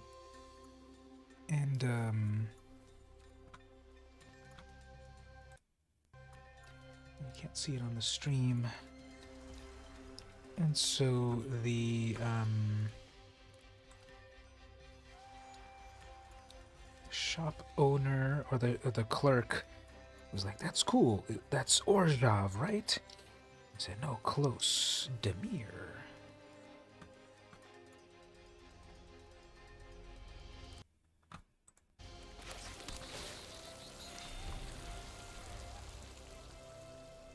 It's in the Chula Vista Mall. The Chula Vista Mall Comics and Stuff on the 2nd floor. Towards the back. So if H Street is the front of the mall, and you go deep into the mall at the back, that's where it's at.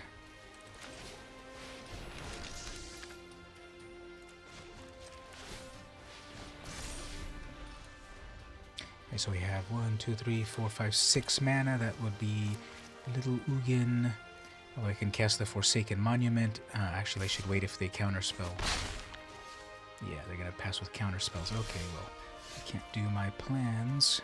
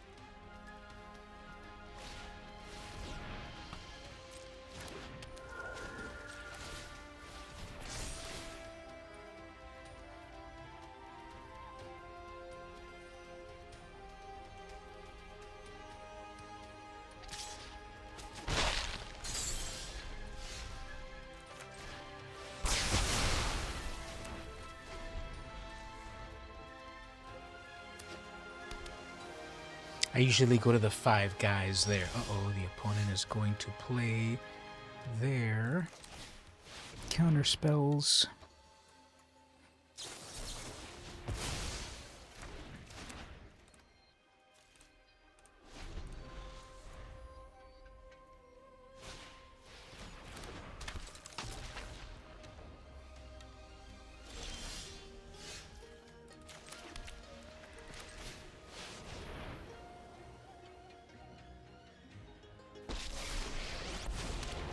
Curiosity and wonder drive civilization, not petty wars.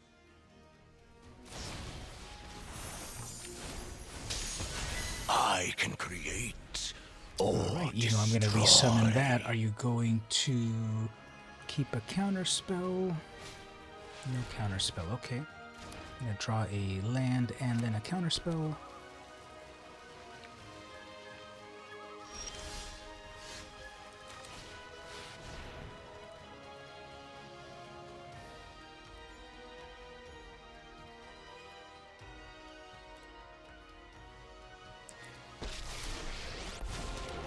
Do not defy the designs of an elder dragon.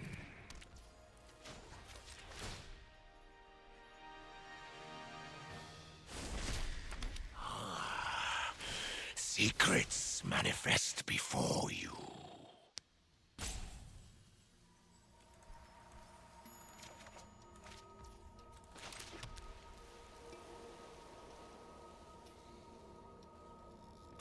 I haven't been to Jersey Mike's in a little while. If I had to pick the 2, Jersey Mike's versus 5 guys, I would go with 5 guys.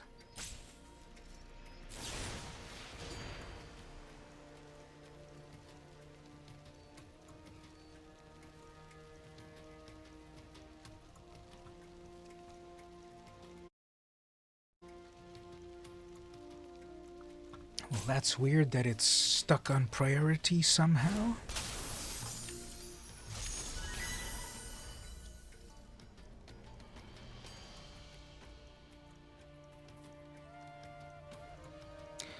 Alright, it took a while to battle through some counter spells. I guess only one counter spell, but a lot of flash things. 3 mana for a 3/5, and then it taps the creature. That's so overpowered. Delver of Secrets, of course.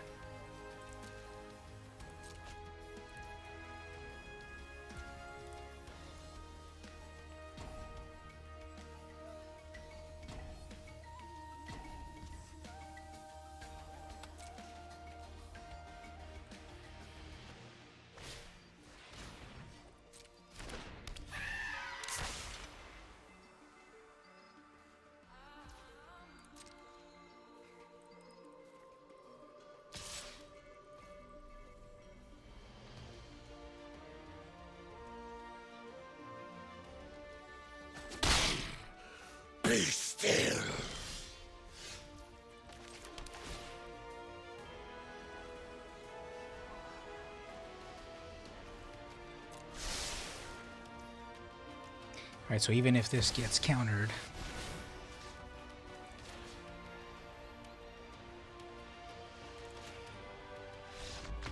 There we go.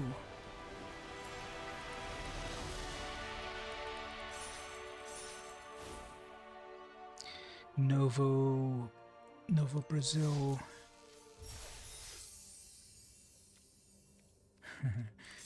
Yeah, we should do that at some point. Go to Novo. So yeah, definitely keep up to date on the Discord when the next game is happening.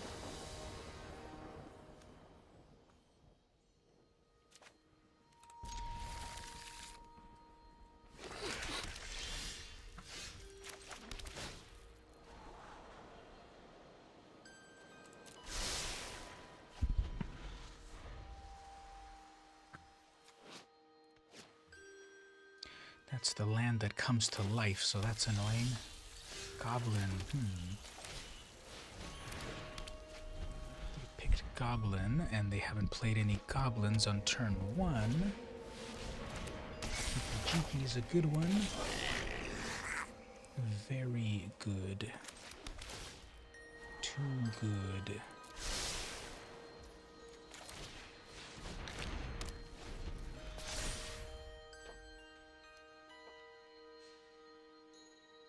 So what do we do here? If we survive, you know, that's so funny. 20 life is just so little on a 1v1 game when you're playing against a red opponent, because they can just dump out so much of their hand and damage and everything, and you're not safe with 20 life.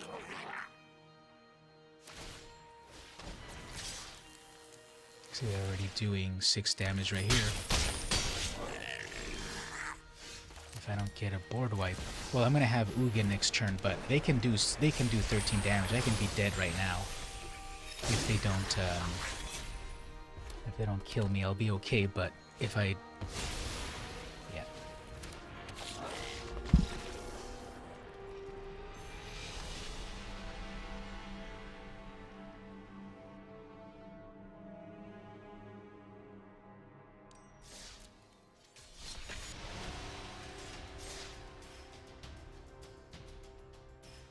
That's some pretty cool art. You can see how big Jin Cadax's is. I never thought it was that big. They don't really make it look like it's that big in other cards. There's that one card from Kamigawa where they, where it was as big as the room. And that one's as tall as 10 buildings.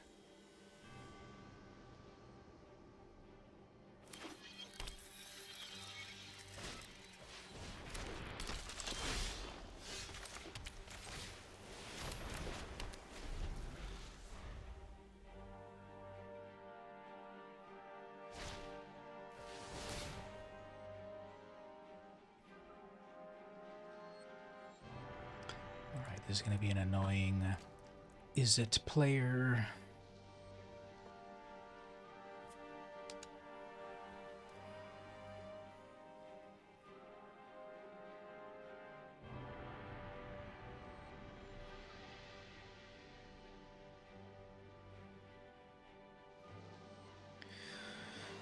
Alright, well, the opponent contemplates their life choices. Give me some topics. What should we talk about?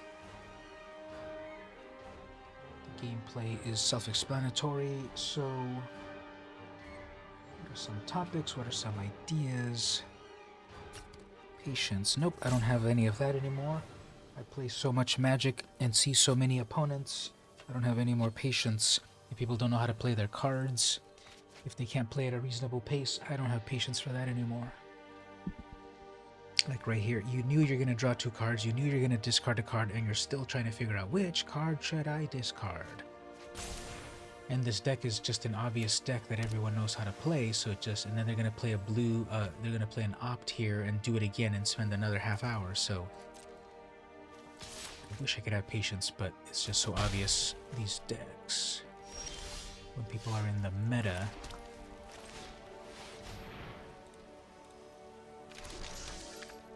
And they're gonna do it on my turn because that's the big brain play. Alright, do it again, waste more time, make a treasure. There's the phoenix. There's the phoenix in the graveyard that they need.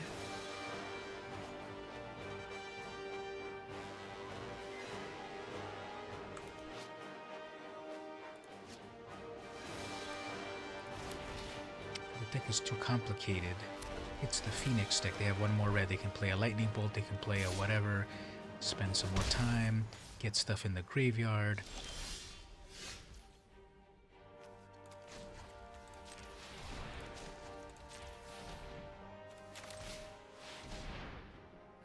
Yep, they're holding on to that. So they're going to play out how many Phoenixes? They're going to play out one Phoenix.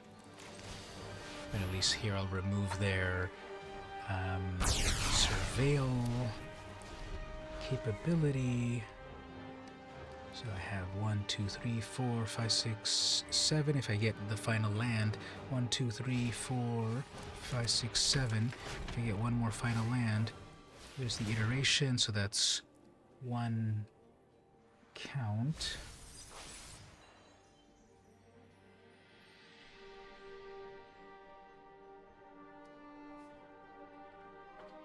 Alright, so I need to get a land.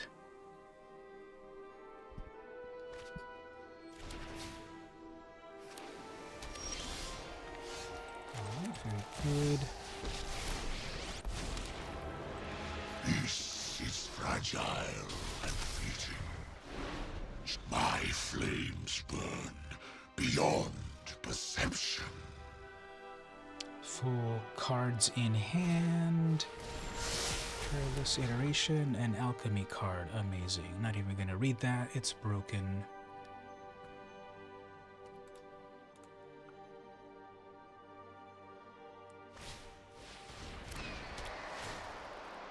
Scry 2.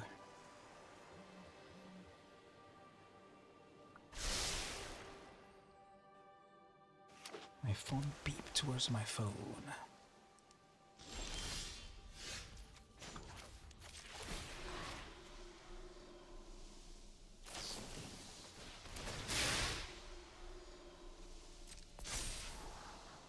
Great.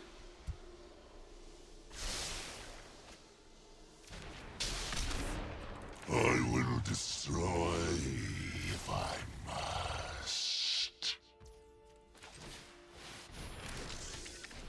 Alright, well, it looks like I've got an Ulamog, but I'm behind. They're stacking their graveyard to bring, 9 power of damage out any minute. They're taking forever. I want to be positive, but I really can't stand slow plays. So, come on, people in the chat, snap me out of it, because it's not fun.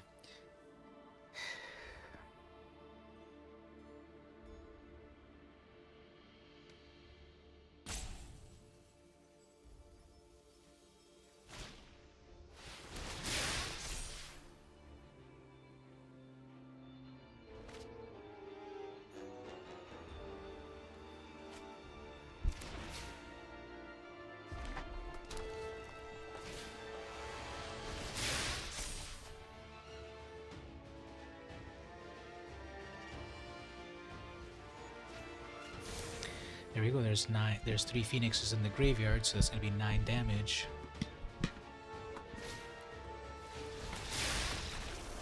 Can't stand that deck.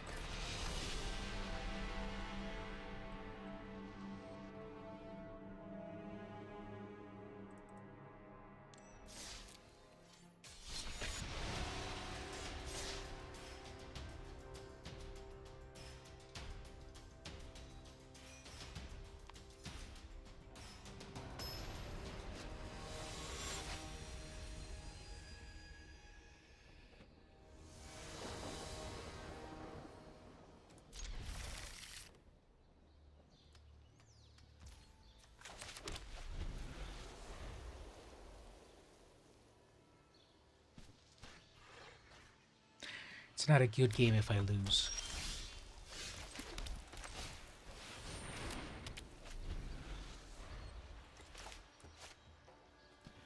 And the opponent takes 10 years to do their plays. Pro tip.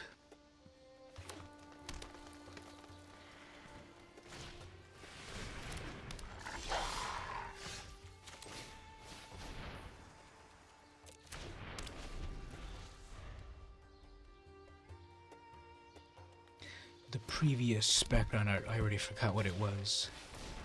Alright, so we got some sort of wolf deck over here.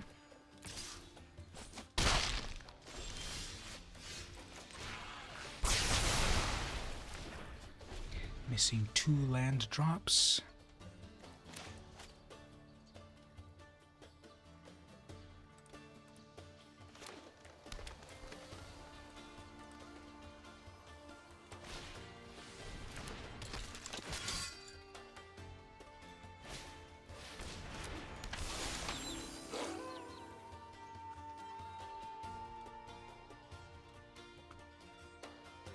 Single green mana is obviously the Tamiyo's safekeeping.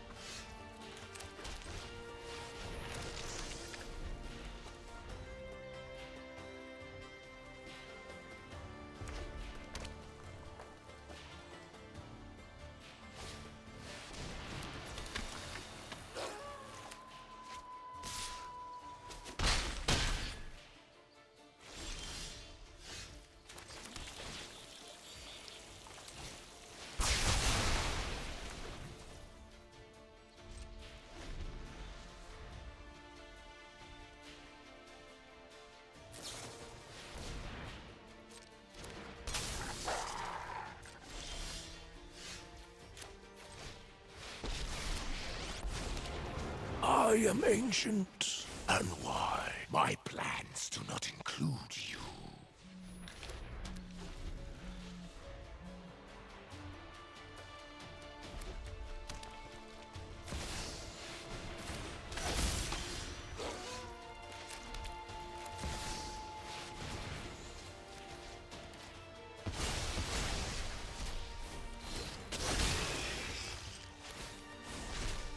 Truth lies beyond vision.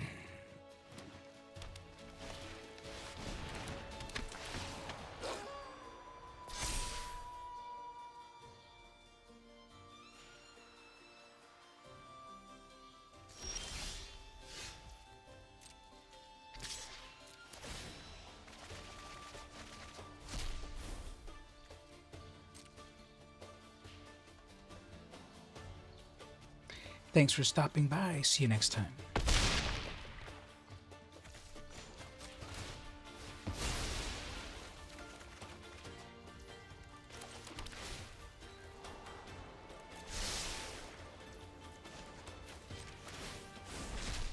The fabric of the multiverse obeys me.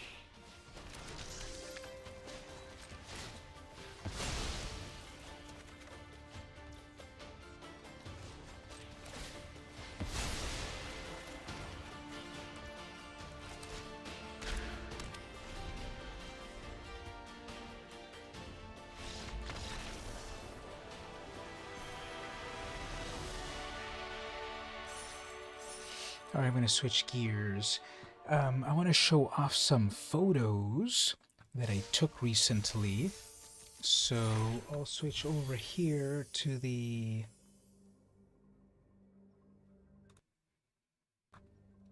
this camera over here, to this view. So here's some photos that I took recently.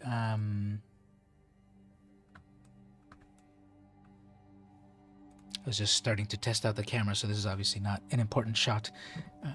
What's a good shot? Now, all of these photos are... So this is on film, and the negatives... Okay, so the film itself, it's old film. I don't remember... Do I have it noted here? Probably not. It's old film that I had to super overexpose because the previous rolls that I had shot came out horrible. And so this one I just had to overexpose it like 5 times. So the colors are very weird and it's very grainy and such. But in some of these shots, I really like them. Some of these are just kind of to try a shot, but not really loving these. Here's some guys that were asking for donations and such.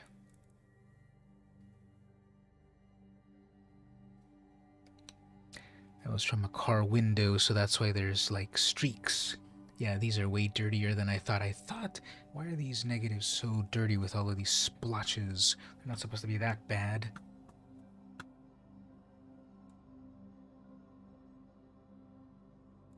But anyway, so here is along this street over here.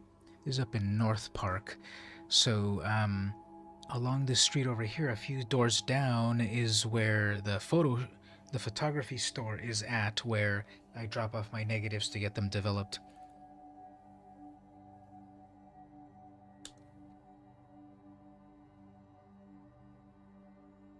Thanks. I think there's a few of them that are a lot better, but they're overall, they have a look, they have a vibe I'm liking.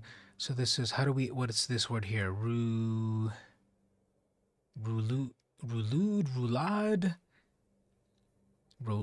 Roulette? Maybe? Is it roulette? Because there's an R, but that's not a T, is it? What is that letter? Is that a backwards R? Roular? I don't know what even the name of that.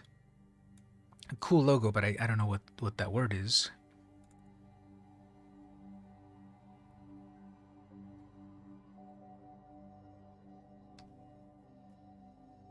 If this one were at the correct angle, I think this would be a little better. But this building's kind of cool because the blue panes of glass against the blue sky, I think, is kind of cool.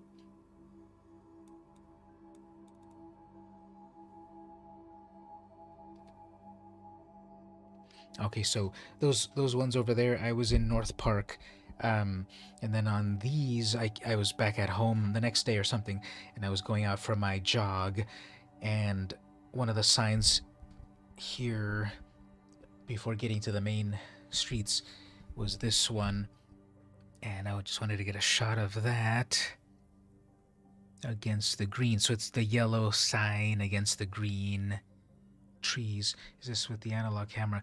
Well, I just shot these a week or two ago, but with my Canon camera. It's on the other side of the desk over here. But my Canon camera that I've had since probably 2000, 2001. So the film is old, the camera's old, but it's shots that I made recently. Okay, speaking of which, then that sign looks very old. Very weather-beaten. Even ghostly to some degree. And it's interesting here that there were some stickers that were on the sign at some point and somehow they came off, but they were there long enough that they discolored the sign.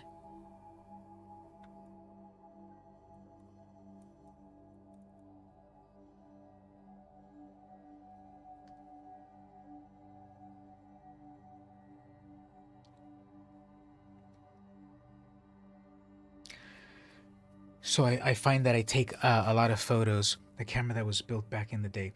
Well, yeah, back in the day, the year 2000. That was 20 years ago. So somewhere around there, 20. I got it in 2000, 2001, 2002, somewhere around there. So yeah, that's when that camera was relatively new at that point. So yeah, it's a 20-year-old camera that I had when I first got into real photography. My family had simple point-and-shoot cameras, but then I got for the first time a real camera, and that was that Canon. I think I've shown it. We can take a generic look here. Canon.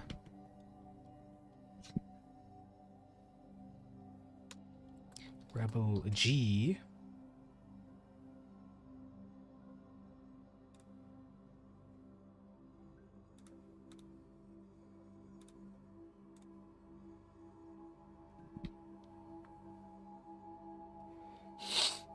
So that type of camera, the early 2000s, late 90s style of Canon cameras that they had at that time.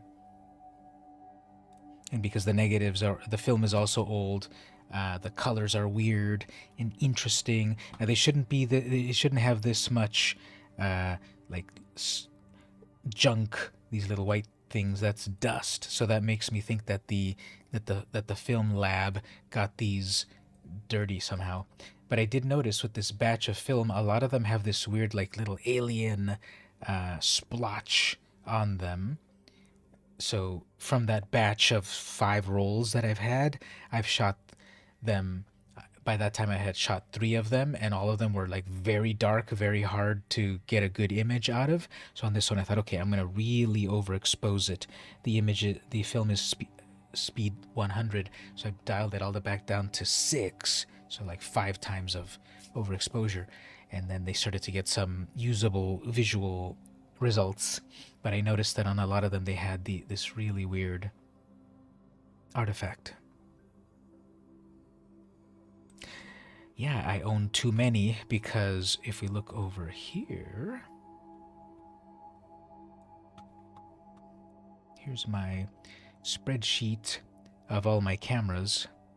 So all of those, I think they're all there.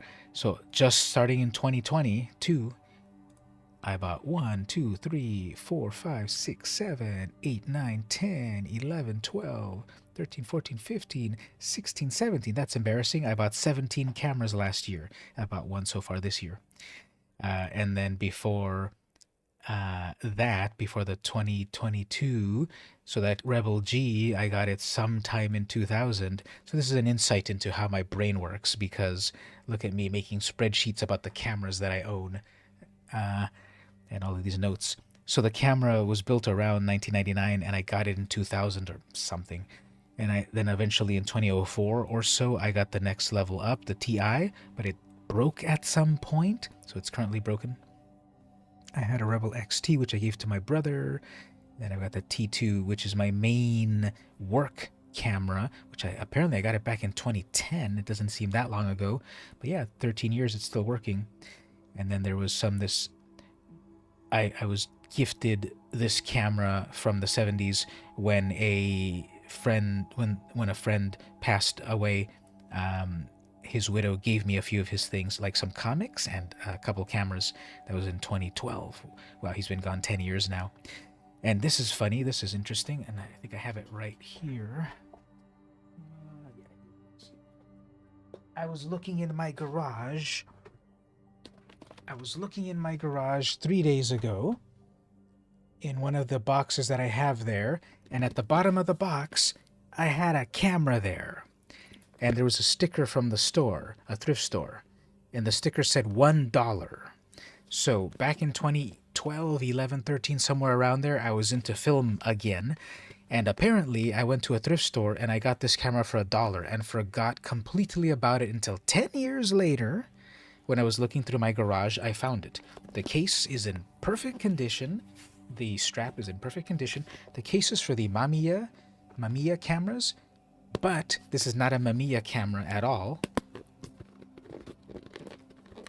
The case is just Mamiya, but the camera is not. And what's funny about the camera is that it is a Sears camera. So yes, the company Sears made some cameras. This is from 1983.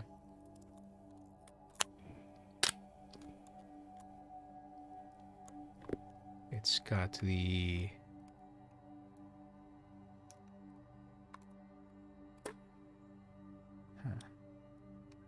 Got stuck for a moment. Oh, I know why.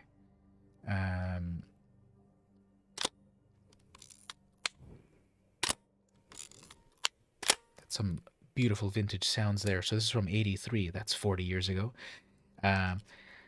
This is a Sears camera, but it says Sears on the back right there. But this is the Sears version of the Ricoh XR6 or something. So Sears bought the Ricoh cameras, the copyright, and then put their name on it and sold it at Sears stores back in the 80s. So apparently back 10 years ago, I found this camera for $1 plus the case. I got all of this for $1 10 years ago, and I put it away in my garage and forgot all about it. When I found it again 3 or 4 days ago, I was like, "Wow, this is a present for myself from myself." And I brought it upstairs, and then I tried to use it a little bit, and it would get stuck, just like it got stuck a moment ago. And it's like, okay, now I remember why I put it away, and I never kept it handy because it would break, and I had to open up the bottom and mess with the gears a little bit, and then it worked. So I've shot one roll with it. I have not gotten it developed yet. I sent in the rolls today, but I haven't gotten it back yet, so I don't know if it has other problems. But that is a camera that I bought 10 years ago, and I didn't remember that I had it until 4 days ago. And all of those cameras that I got this year. Anyway, the one that I then... These photos that I'm showing here is from that time. I like this shot. So we have this: private property, no trespassing, violators will be prosecuted, and penal code 602. And then it's these electrical towers. Possibly with the right settings, this might have been able to have the sign here sharp and the electrical tower sharp, but because I was trying to push the film to get actual results, only one area could be in focus. So that's kind of getting up on the hill where that tower was, and then the path to walk. So I find myself that I take a lot of shots crouching. I like to set up a shot, and I'm often crouching and trying to get a sort of a lower angle view of things. I just feel that standing, that's the default for everyone, so everyone takes that kind of shot, but I do a lot of crouching shots. And so here, oh, and up here in this area, there were so many. We've been having a lot of rains recently in San Diego. We don't have snow, we get rain during the winter. And so a lot of wildflowers are growing. I got close up to them right here. So look at all of those, just a sea of flowers, and the closest ones, and then the blurry ones out over there.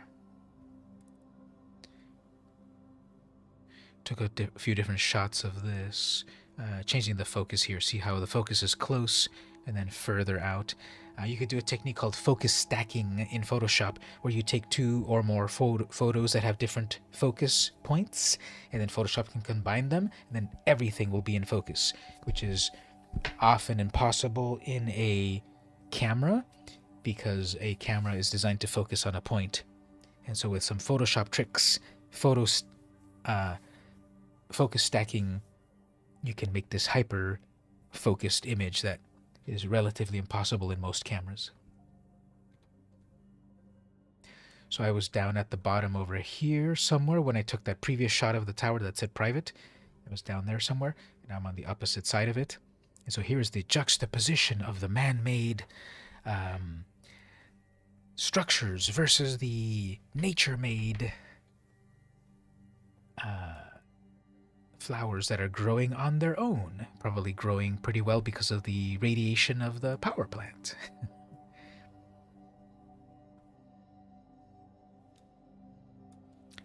Across the street over there is a farm, and they've got horses.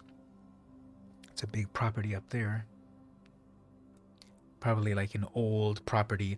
A lot of the area where I live is a planned community, so you know, some developers bought the place up 50 years ago and planned a neighborhood, but it feels like that property there was one of the ones that didn't sell the property, and they kept it as they wanted. But everything around there is a little bit more regimented, design-wise. I like that one. So it was, when I go jogging, it's the hour or so before sunset. So I often see a sunset when I'm out jogging. And so here we're having the golden hour. We're getting the golden light as the sun is setting in that direction.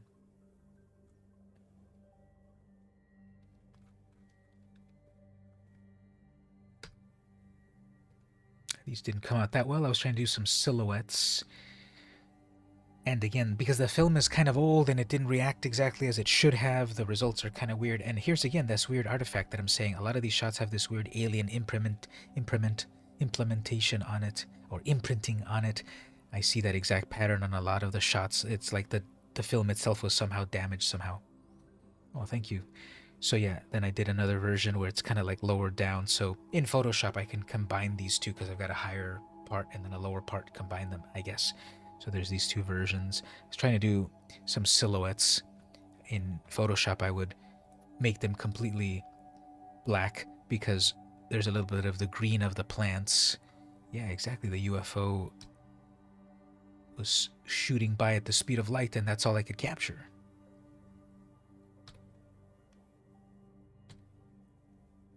And then so that's turning back from where I was previously up there, and then I'm going down the hill. So here's a fun contrast of the golden leaves, you know, the winter gold brown colors of those leaves versus the perennial California evergreens. So yeah, those are probably imported trees. And these are native trees, is my guess. Okay, let's crop it a little bit over here. So if you look at it this way, I also find myself doing a lot of shots where it's these leading lines of a path, a street, a sidewalk, a building. I like to take shots that kind of lead your eye. But when I shot it, it was here. So then you also see the pet waste. I think when I first shot it, I thought that'll be kind of a cool shot to set up. But then now that I see it, I kind of don't like it that it's a reminder about the please pick up after your pet. Pet waste transmits disease. Leash, curb, and clean up after your pet. Please keep this area clean. And the handy little poop scoops and trash. So let me ask all of you, do you like the complete shot like this, including the poop station? Or is it perhaps a better shot if it is cropped that you don't see that part and just focus on the trail? What do you like, the full shot of the truth of it all, or the cropped in part that never showed the civilization part of it? Obviously, there's plenty of civilization in it because you see the rain, artificial rain gutter built into there, and the path and everything. But what do you all like, cropped in or full shot? And then at the distance, you get the rest of those towers. It's cropped like that, slightly more nature-ish. You like the full shot, feels more natural. Yeah, I think it's kind of overall, you get a little bit of everything. That there's the keep our community clean as well as the trail. Full shot. All right. I thought the cropped in was a little better, but the people have spoken. Speaking of which, I like that shot. So yeah, all of these wildflowers are just sprouting up after the rains. We had these rains that really gave us some needed water. And so these are up there. They're sprouting like weeds.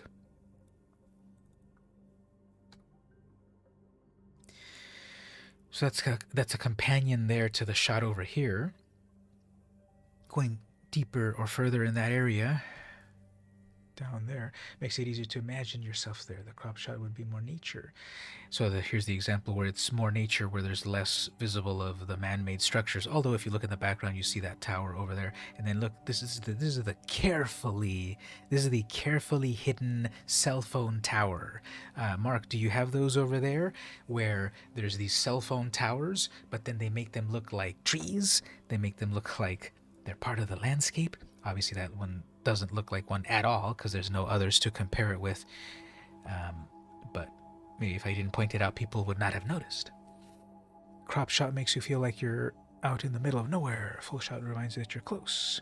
Where's it again? Where's the trail? It's right over here. Let me pull up a map. This is in East Lake, so around my stomping grounds. So don't show that part, but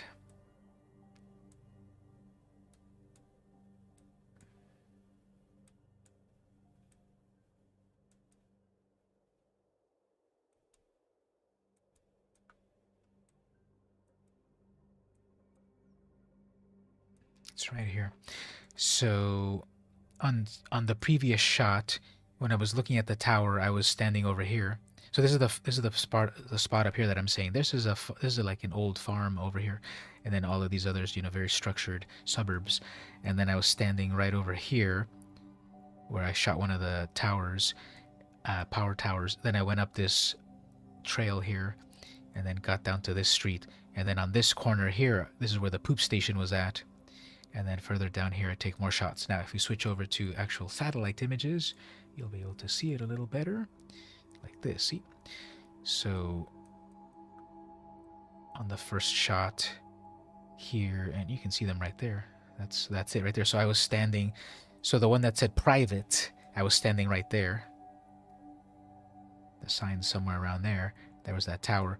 Then you walk a little bit over here. You come up this trail over here. So right here, when this satellite image was shot, that whole area was dead. But you saw in my photo, now there's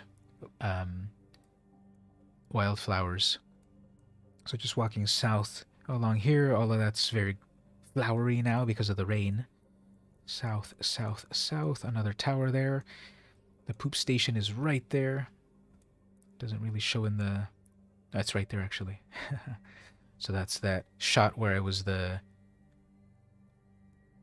poop station and then looking south. Right there. So it's over in East Lake. If I look a little bit somewhere around here, my place is there. I don't want to quite record that. So in East Lake is where this is happening. And this shot right there, looking in that direction, south, that's south. So in the map, I shot that probably somewhere around here somewhere. Looking south. South across that street, across these houses, there's the tower. See that tower, electrical tower, power tower, whatever that is. And that's the fake tree right there, I guess. The cell phone tower tree. I was somewhere around there.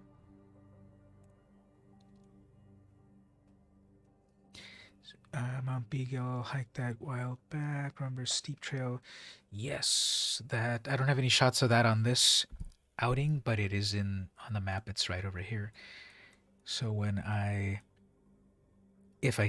took a right for all of these photos, but instead if I just go straight ahead, then take a left, past this park, a couple blocks, then right there begins the whole trails, mountains, and that's the steep stuff up there. So see, I live somewhere around here, and yeah, there's all this civilization, and then right next to it is then, yeah, go off into them trails and go up some steep hills and go up to the rock house on the top of elevation of, what's the elevation up here? It's about 1,000 feet, which if I know my meters, that's about 97 million kilometers, right? Looks so uniform. Yeah, that's what I'm saying. This is a planned community. I don't know if there's a lot of them all over the world, but I know in the US we have a lot of planned communities, which is some company buys up this land and then they plan a community and it's very uniform. And there's the pros and cons of it, of course. There's a lot of uniformity. That's what was it the Monkees that sung that one song about, hey there, true believer. What was that one song? Houses that are all the same. That was the Monkees, right? And they were rallying against that. After World War II, the U.S. built a lot of uniform houses for the influx of the baby boom. And so when there was large tracts of empty land, then there was a lot of uniformity built in to some communities. In other parts, there's a little bit more organic, but after people figured out, let's plan stuff, then more planned communities were created, which with the good and the bad, of course. That's somewhere in the area that I live here. So, and then shout out to our local gangs in the mean streets of Eastlake, tagging up the place to show that this is their crew. I can't even read that. What do you all read there? Cray, C-R-E-Y, Cray, or is that a Q? Cray, Scala, S-K-A-L-E, Cray Scale? I don't know what I'm even reading here, but what are these taggers? They know what it means amongst each other, but for the civilians, I don't even know what this gibberish is. But they've claimed that gutter. Nice job. So that's further. That's turning around. Is that turning around? Where's that at? Yeah, I guess that's it. That's turning around. So that's all the... that's going south on all of this. Yeah, south. Crossing the street. South, south, south. So then getting to the end of that, turning around to look back is there. Turning to my left. Turning to my left is here. I'm standing here. Turning to my left is to the right, east. So this is looking to the east. East is over here to the right. Proctor Valley Road. This is the part where, okay, it's very uniform, very suburban, and then over here you go again to the end of this street. And then over here there's the freeway, but then there's nothing, and then there's a few houses over here again about these holdouts that, like, no one's taken my land, like right here. Look at that right there. This is a hill. This is houses overlooking down here, and this is pretty much still like this about some. I'm not trying to put them down, but some hillbillies that are like, you're not taking my land. And this is their property here, where it's just some scattered houses here and there and piles of stuff and rusty cars. And it's a classic American hillbillies, but I'm not trying to put them down. And that's not a great grayscale. That would make sense. Grayscale, yeah, perhaps an artistic tab. I don't know. I noticed tags here and there. I don't really memorize them, but that one stood out to me, so I took a photo of it to kind of just to try out the camera. And so this is empty land right here. This is a plot here that's been for sale, and no one's been claiming it because, again, civilization ends right there. See how that road just ends right there, and it's not a dirt road, but it's not like a full city road, a 2-lane road. This is like barely a 1-lane road, and these people are out here in their own little community. And then you go further there underneath the freeway. I've been there. It looks scary. And you keep going over here. There's a power plant over there, and then just a lot of wilderness here. Although, what is this over here? What is that? And then that's just kind of empty road over here. Empty road. Nothing, nothing, nothing. Empty. And then you keep going, and then again, there's the planned community with a little, even like a little park and such. Keep going that way. Nature here, civilization divided right there. Taking to the right, I just went kind of in a big loop. And then again, you go over here, the older communities are there. See how this is much more like, oh, well, let's, grab a piece of land and do what you want with it. Right there. And then right to its south is, nope, let's plan it all out. Everyone gets X number of meters. Everyone gets a driveway. Everyone gets whatever. Whereas over here, it's, oh, we'll do it how we want. Such as a pool. Or solar power on the roof.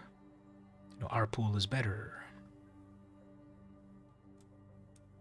And nothing. And something. And then a freeway to connect everything. The hillbilly house looks like how some houses are in New Zealand. You honestly prefer to live out in the woods. Yeah, to each their own. There's obviously a romanticism a lot in America about being self-sufficient and out in the woods and off the grid. I like civilization. I think civilization's got some nice things, and yes, some bad things, but I like civilization. Oh, thanks for the follow there as well. The sticks, yeah, that's one of the ways. We also call it the boondocks. My friends that live further north. Watch, let me zoom out way over here. My friends that live over here in the actual city. Over here, are like, we gotta go visit you and your friend out in the boondocks. I'm over here. I'm out here in the boondocks. You see, that's the housing, and then over here, mountains. You cross some mountains, and you get to Hamul up in the mountains. You pass them, and then you got more mountains. Wilderness Pine Creek, Cleveland National Forest.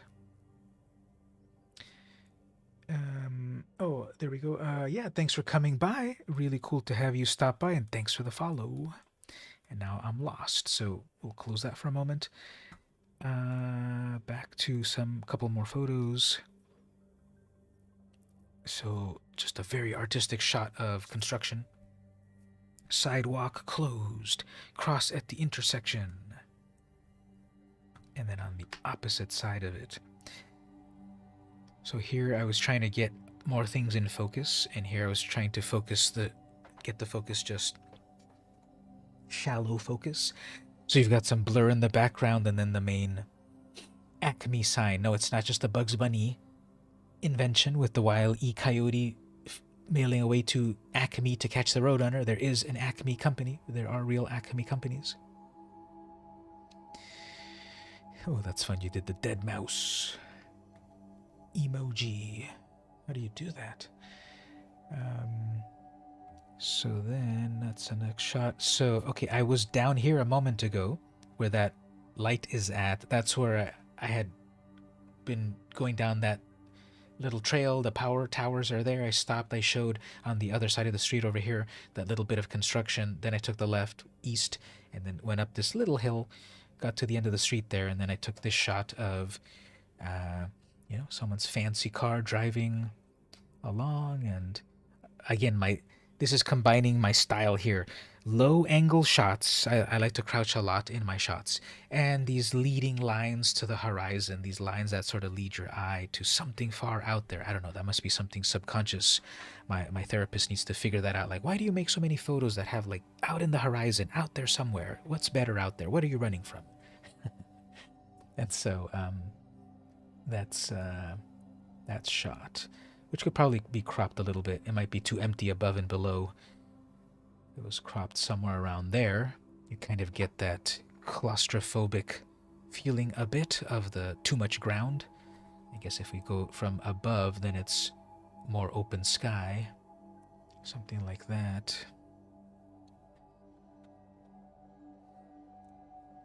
And one says, hi, Mr. Victor, trying to tell her that you can't hear her. I can hear her, definitely. I heard you. Yes, hello, hi. You just have to talk into the microphone. Shops, just a little shopping area. I think I also noticed that I take shots that are empty. I think I take photos even though I live, I've always been a city kid, I guess. And I take these shots that are in civilization but empty. There's right to the left of the frame, there's cars waiting to turn. To the right, there's cars waiting to turn to my left. And I just noticed there's a person right here, actually. So here is just one of these empty shots that I do. This one could be cropped like this, where very to the corner here, this person could be in the shot. And you see all of this stuff, civilization, and your eye doesn't really notice, and then eventually, hey, there's a person there.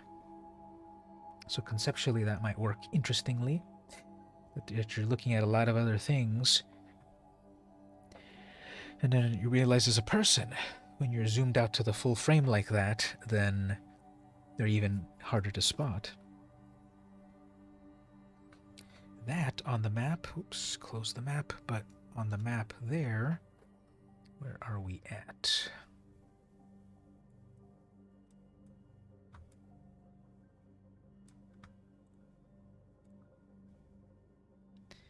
All right, so the path went south along the trail here that there were these power towers. Went down here. On this little corner was where that construction signs were at. Instead, I went east on Proctor, went up this little hill here, intersection. This is when I then turned around towards the west, where so the ocean, the Pacific, you can barely see it, but the Pacific Ocean is right over here. A few miles out there. And so I'm basically on that corner right there towards the west. I have to zoom out a lot, but then the ocean, the Pacific, is right there after the bay. So I was over here somewhere, and way off over there you see the water.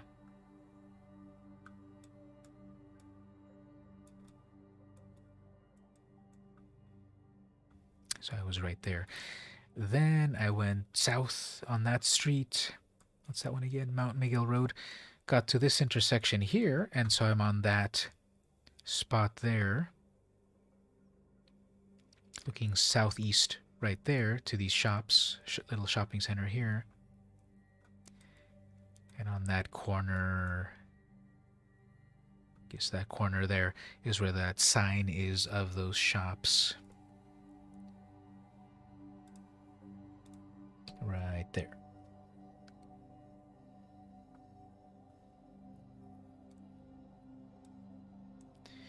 And I think that might be the end. Oh no, then I took a photo of a rock on the trail. Oh, heading back. So on that, so I got to the end. So that was the one way, and then now time to head back. So that's about a mile. And then went back around to, crossed over here, went back. So then I started to go back. This is a senior citizen home. Oh, this is a relatively new picture. I didn't know what that looked like. It looks like they have an open area. They have an Oculus in the building, apparently, with an indoor courtyard. Oh, I didn't know that. You cannot see that at all from the outside. But I remember just a few years ago when that was an empty plot for a while, and then they built a senior citizen home there. So I went back north, going along this path, this path, this path. And then here it diverges into 3 paths. If you take this path over here, it's a complete dead end. That's, I don't know what that is for. That collects rainwater or something. And if you take this path, there's a sort of a more dirt path to walk that way, or if you take the sidewalk that way. So I took the dirt path this way, and I believe, and it runs pretty much parallel here. This is the sidewalk that I would have gone on, and then here's the trail. So I believe maybe at this fork, somewhere around here, I took this photo of this rock. Yeah, right there. Because then that forks to the right and then to the left. So there's a rock right there, which would be right around here somewhere. This forks up. This is a bit steep. If you want a little workout, you go up this little hill here, and then up this, and you get to more houses up there. Or less of a workout there. So it's kind of 3 levels. Here's the street level, easy route. Then there's a slightly more elevated incline, and then a very inclined, or more inclined, 3rd path over there. I took the middle path. Go up this way, run parallel, keep going, intersection.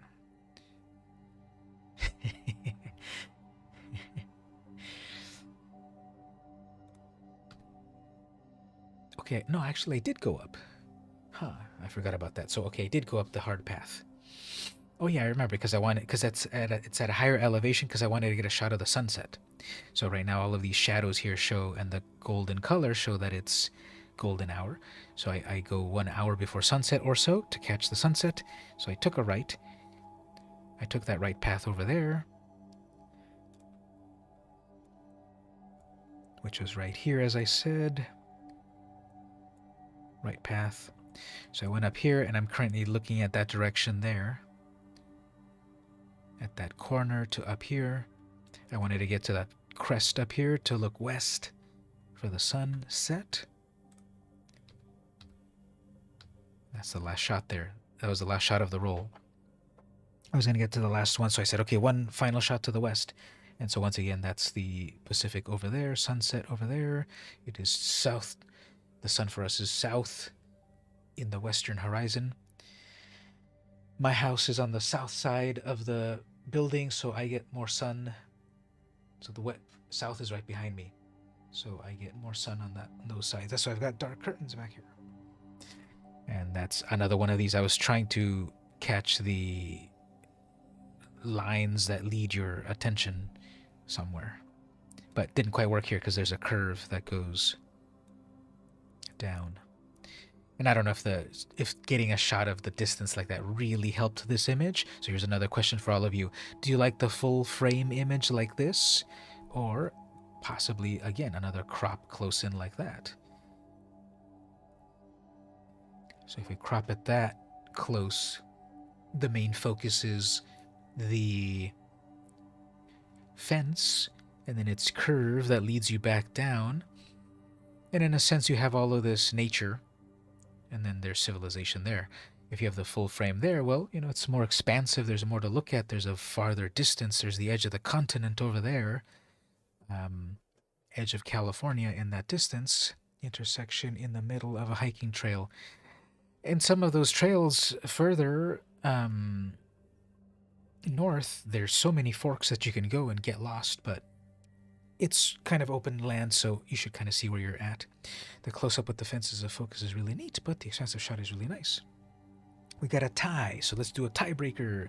Do we like the much larger, expansive shot? You like the cropped one? You see more detail of the pampas plants? Yep, we can get over here. Crop something like that. I like the cropped one too. Even though the expansive one, full frame one, gives you more of an expansive view, but then it's too much. Sometimes in photography, less is more. In the real world, we so subconsciously notice many things. We take in a complete scene and we notice, yeah, there's trails and pampas and Pacific Ocean over there and houses, and subconsciously we take in a lot. And then when we want to take a photo of it, a photo is much dumber than our minds. A camera has a limited field of view. Even if it's a wide angle lens, it has a much more limited field of view, and even its focus point. Our eyes focus so fast. I'm here, looking there. Everything's in focus. The whole world is in focus, but not really. It's just that our eyes focus so quickly, less as we get older. But a camera, you set the focus point and it's there. And unless you know your settings, the focus is there and you don't get a lot of deep focus. So a shot like this, complete like that, is reaching too far to capture too much of what the human eye can capture. So I would say yes, I would prefer the cropped in one, because then there's less to overwhelm, more things that are closer that are actual focus. That stuff that far is not going to be in focus. It's in relative focus when you see the whole image, but then when you crop it in or zoom in, that's not in focus. But if you're cropped in on the part that was close in focus, then that might be stronger. However, the wide, you like the close-up and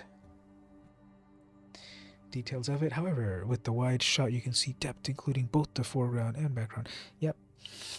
And that's the thing about art. There's no wrong answer. What you like is what you like. The only thing is the one that is creating the art might have the final say, but it often still is something beyond what they put out to the world.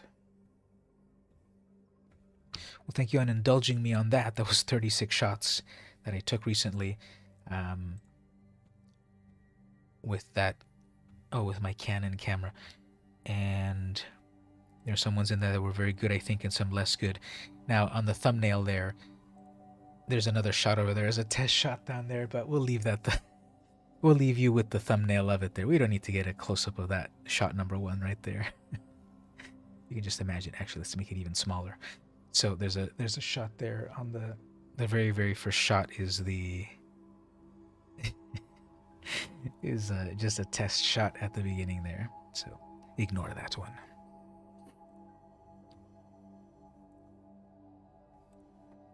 So the the camera that I just bought this year at like a $200 savings is this one.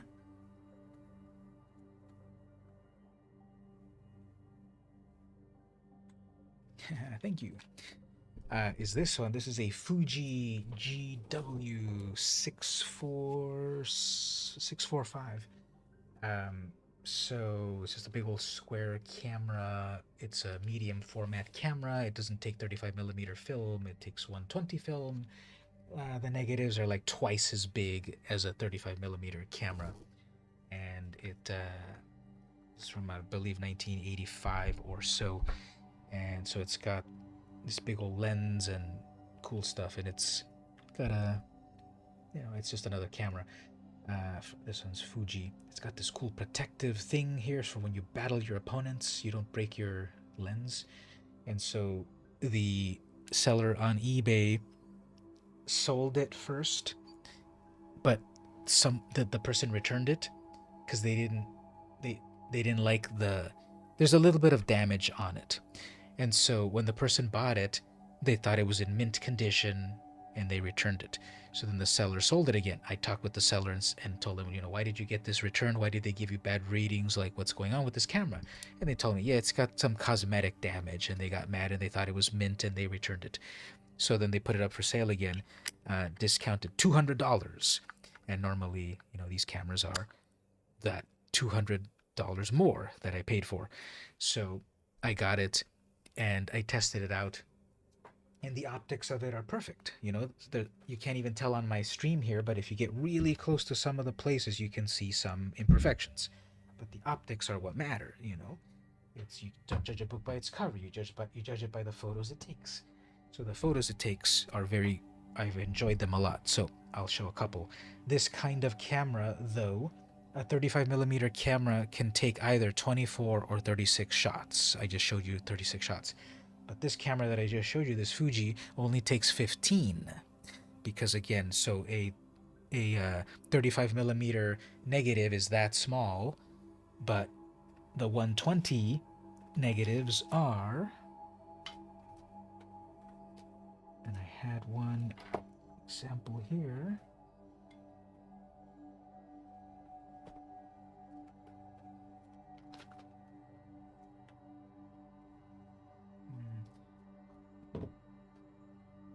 Well, it's like 2 or 3 widths the size of a 35mm. So I thought I had a handy 120 negative, but a 120 negative is going to be double the size at least of 35mm. So quality is much higher. Also, the cameras are more expensive, but again, I got that one at a deal. So. And it also means it takes less photos per roll.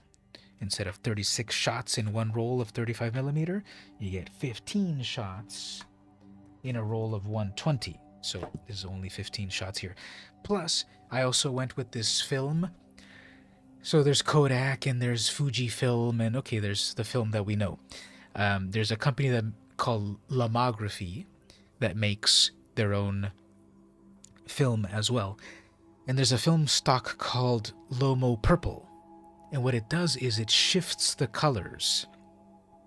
Obviously, you can do this in Photoshop, but before digital imaging, you would get certain stocks of film, certain batches of certain companies of film that had a certain color to them, or sharpness, or brightness, or special effects to them before Photoshop. Now, in Photoshop, you can do anything. But because I'm doing the analog film, I popped in a roll of Lomo Purple, which shifts your colors in weird ways, and I'll show you a few of these. I like these results a lot. Right here. So this is looking out my window. That one's not a good one. That one's not too good either. Okay, here we go. So here's a shot at the end of the street. And so there's the purple cast. Green, like foliage, becomes these purples and red tones with this film, and blue skies become greenish. Red stays red. No, actually, I think that's yellow. Is that red or yellow? But these weird color shifts happen, and obviously, you know what you're getting into if you shoot this kind of negative. That you're gonna get weird color shifts. But that's what I want to like. Look at this here. So, notice how this foliage is just turning into these alien colors, these purples. That's not purple. Those are green shrubs and such, and they're getting on these tinges of purples. And then this yellow, this is supposed to be yellow, that's becoming, I don't know, browns and such. The blue sky is getting a little bit greenish. So you're getting these weird alien tones to your images. This is the first time I ever, like an acid trip, exactly. And so you're getting these tones that you can get them out of Photoshop, but this is just with film. Look at that. So here's out on the sticks here. This is what I was showing in the map. Okay, so where I'm taking these photos at is right over here. So instead of when those first photos I was showing, I went this direction. Instead, for that other photo shoot jog or whatever, I went this direction, west. So then at the end of the street, so that first shot that I showed there is right at that corner. That street ends. There's signs there that get destroyed every once in a while when drunk drivers do not stop at that intersection and they keep going down into the ditch there. Right? This is there's also sometimes hooligans that are driving their cars very fast at night in this strip of road here, from basically from this top of this hill all the way down here. At midnight, there's no traffic and people love to speed down there, and I hear them sometimes racing. And then if you don't stop, you have to stop, because you're gonna just go into that ditch where the animals are at. And I think I even see some broken I don't know if I'm looking at some broken bits of the fencing there, but I see it every once in a while that they've got to repair that fence when some wacko goes off the edge of that road. And it's not any deep or anything, but you drove off the road in your car. So in my photo, that's right there. And actually you can see a little bit of that one broken right there. So that acid trip, that's at that corner there. So I took a right, and I'm going down this rural road here. So then the second shot,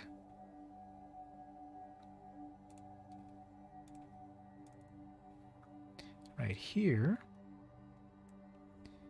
looking north, I am somewhere along this little road here. You go through this rural area again where it's more rugged, less of a planned community. And then here's someone's mansion of a property. Keep going north. Take a left over here. Go through here. So at that corner, looking to the left on this house here, 6130, on that corner, then I took this shot here of that jalopy, and I thought this was a really cool shot to take, where it has what I like. Here's these leading lines in the images that I like to take, and in this case it's the electrical lines. Stop sign there, and then this rusty truck, and this foliage that is on an acid trip. Sign with big trucks, do not drive on this road, please. Those skies are also kind of shifting color a little bit. I think they're going towards greens a little bit.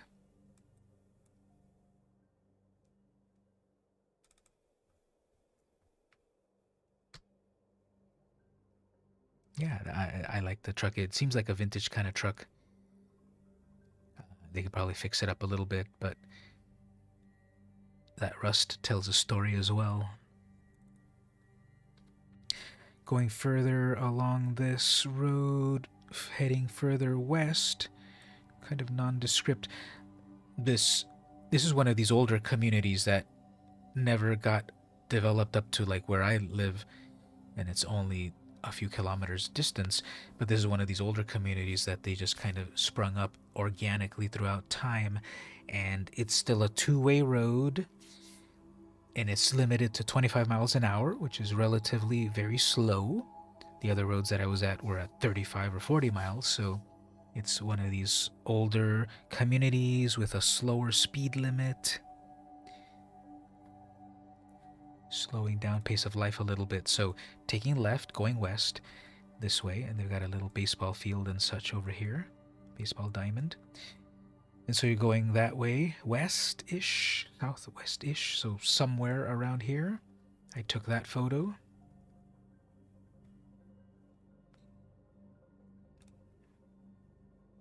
Yeah, I think the baseball field is somewhere around there.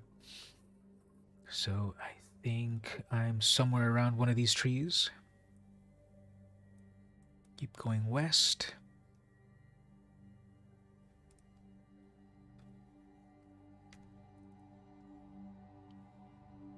So I took this one. And I saw this sign about no stopping anytime. And I like this a lot, how it came out as is.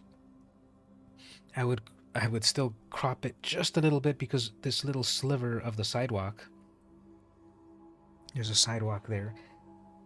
I took it in a way that it was slightly off. Okay, so the things that are vertical, I like how they're vertical, but then that caused that a little bit of the sidewalk would be visible. So I would crop this a tiny amount to get rid of that sidewalk just right there. Then we don't have the sidewalk encroaching, and I think that composition then is a little better because you've got this tree here. Again, look at these purples that are, these green trees are green, but in real life, but on this type of film, they become purple. And all these little plants too.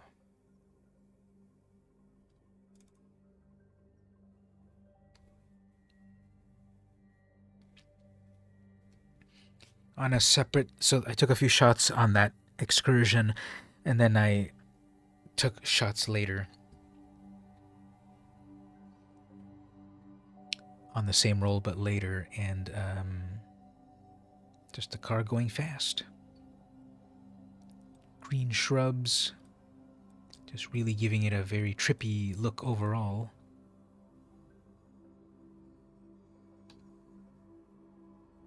Those towers.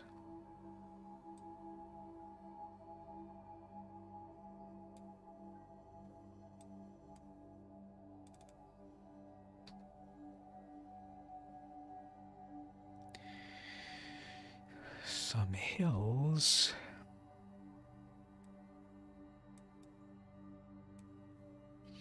You can see houses at a distance over there, peeking in a bit in the shot. If I didn't point it out, they might not be too visible. And here we've got these hills, little hills. Very simple fence. We saw the fence of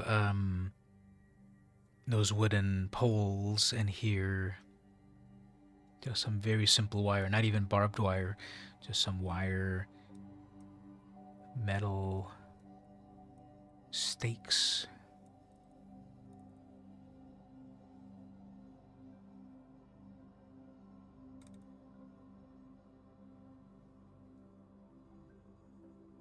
Way off kilter. Definitely I would fix that in Photoshop. Just more of this off into the horizon type of shots that I like to do. Or what do you all think about that? That it's like very the fence needs fixing. Will you volunteer to make it? Now, what part needs fixing to actually make each of the horizontal cabling much straighter or the stakes much more vertical? And what are you keeping back or inside and out of? You're not keeping any farm. You're not keep. This is not to keep any farm animals at bay. This is more to keep people out of the various spots. So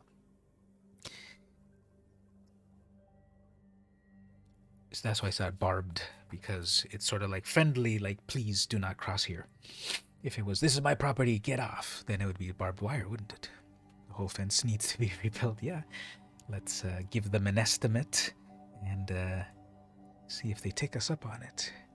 You could walk through that. Yeah, you could just dive through it like MacGyver. All right, so let me ask all of you, how do you like this this shot here? Do you like that it's so Dutch angled? Does it give it, because of the purples and weird colors, does it also give it a nice effect that even the frame is off? Or would the OCD of it all want you to, let's make this nice and perfectly straight like the real world? What do you all think about that? Straighten it out, or do you like it angled?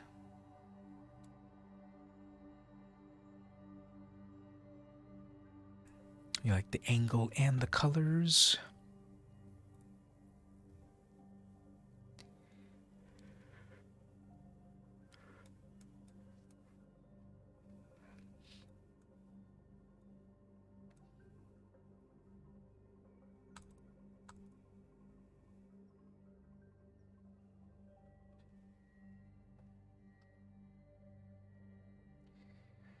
There's this little bird that probably was trying to get me to get away from its nest right here. And it was doing these maneuvers. I was relatively far from it, but it was doing these maneuvers of, you know how birds do, to kind of get your attention about, no, follow me over here, get away from my nest. And it was doing these little loops and maneuvers to get my attention. So this is on the other side of the ditch that I'm saying that there's a fence there to stop you from speeding all the way down that little hill to turn left or right. There's a fence. I'm on the left side. I'm behind the fence. And I believe that is knocked over like that because a car hit it at some point. And so there's a little ditch. Someone must have gotten some good air to get over it and hit it. And then again, here is that type of a fencing that's very simple courtesy type of fence. But because hit it every once in a while, there's a big gap there, and these are off center.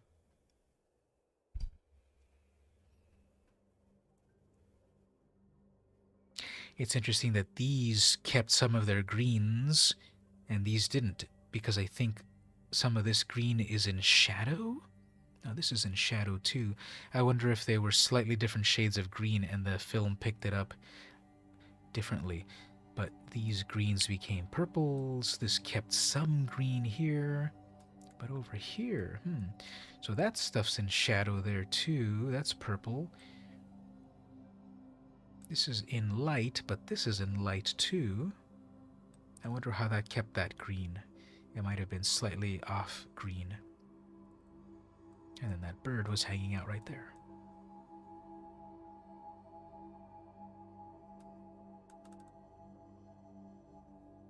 Zoom in and enhance. And that's the last shot. So turning back up the hill over here, I live over there somewhere. And yep, got the palm trees, purple palm trees.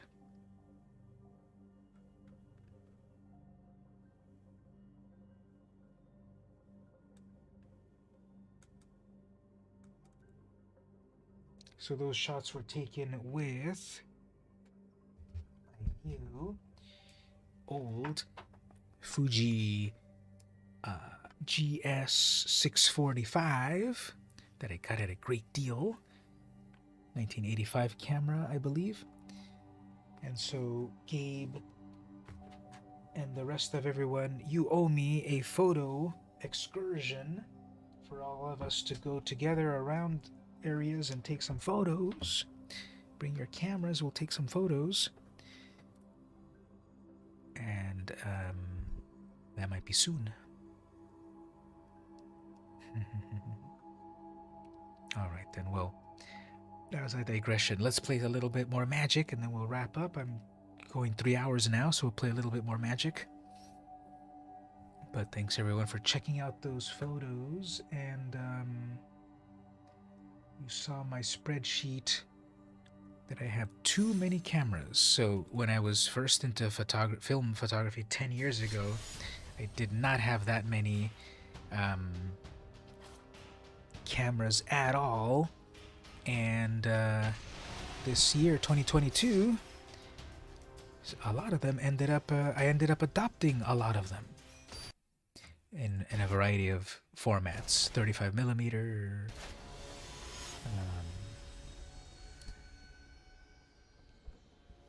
120. All right, there's a vicious hand here. I'm playing the Jace deck. I got the card that's gonna steal the commander. So if they don't rage quit after that, I commend them. And then some big old scary sea monsters. So we'll play some of this mono blue Jace's seafood salad deck. What's my win rate on that, actually?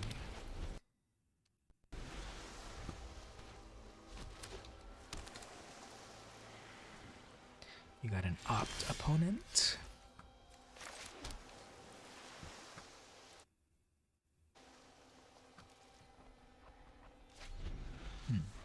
All right, pausing priority with a single blue.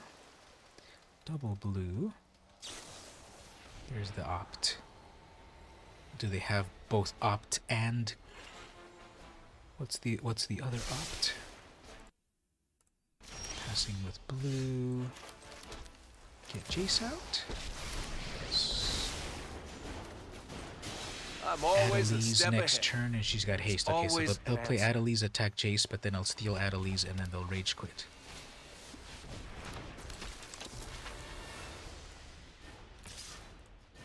I'll have to erase that memory.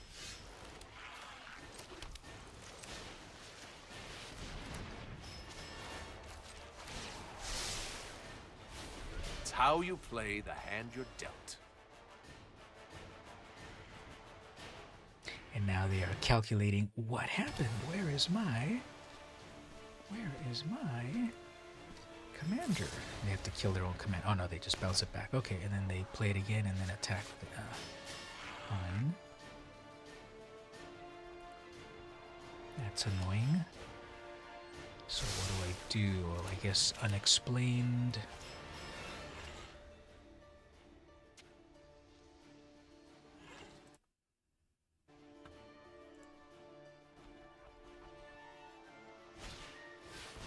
Okay.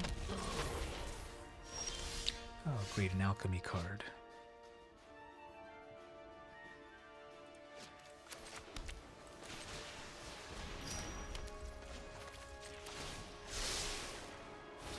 This will come in handy.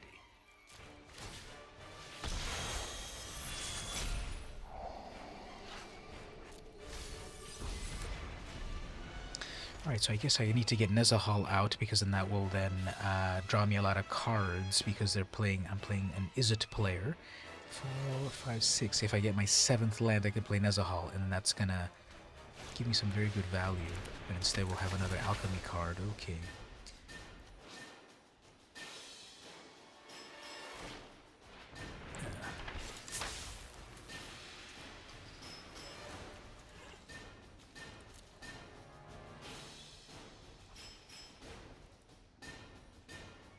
And now everything's at ward? How does everything get ward?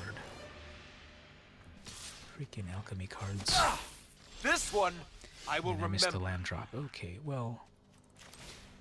guess we'll get out a big scary creature. Let's think this through.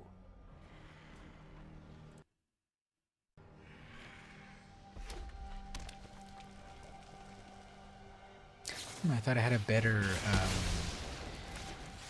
win rate with that Jace. It's only 45%, and looking at all my stuff, I have very low win rates recently, so that's interesting. Okay, there we go, Nezahal.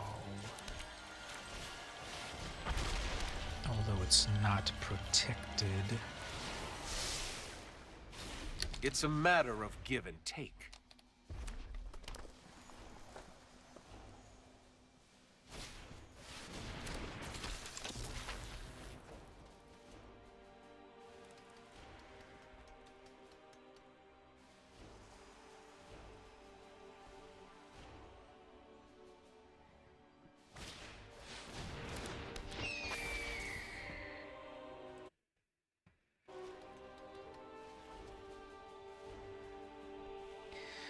They ignored... Okay, they're ignoring Jace again. Okay.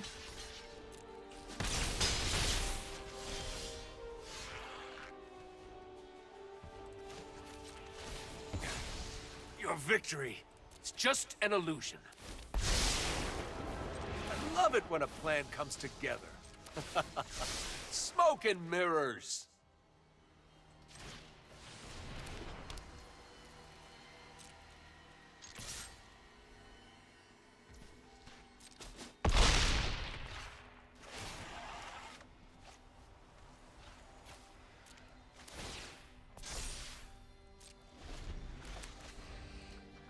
Okay, so they're attacking in the air. 20 to 18. Chandra. That's annoying. Draw a card. Gotta disperse. Let's start at a sizzle and see if you make it to the Inferno.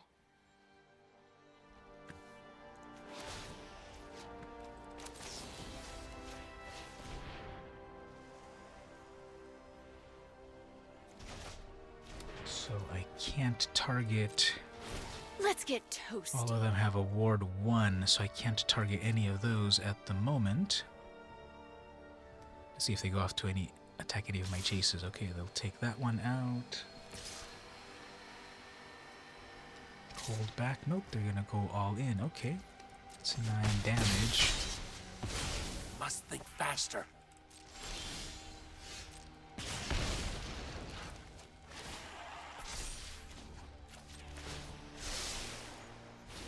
Let's try this. It's lethal next turn.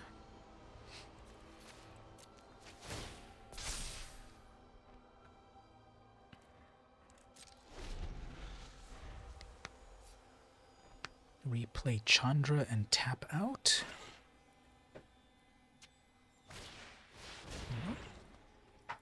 When this attacks, do whatever. Okay. 3 mana left.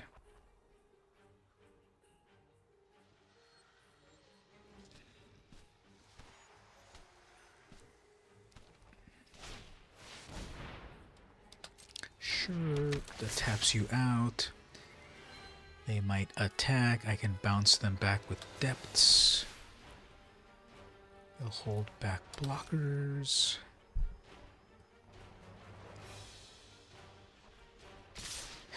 All in at Jace? Okay, fine.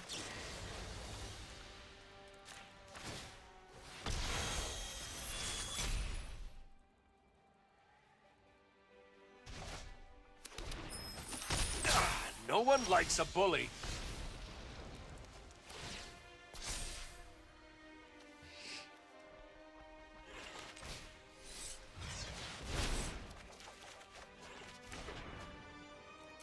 Got a Kraken ready to go. I'll just put it out now to show a force.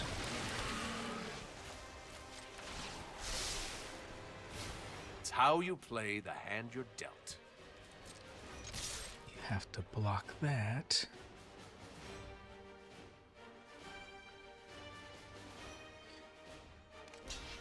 All right, take 8.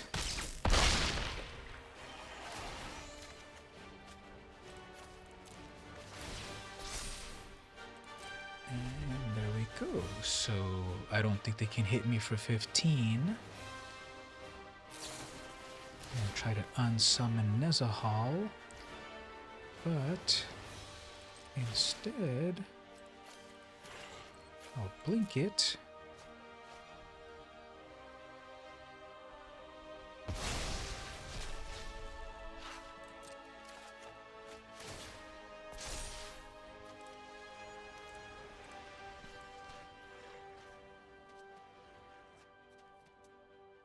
Unsubstantiate will then let me bounce stuff. Overwhelmed Archivist. Let's get that out of here. We don't need that extra card draw. And we're done. All right. So we we outblued the blue player.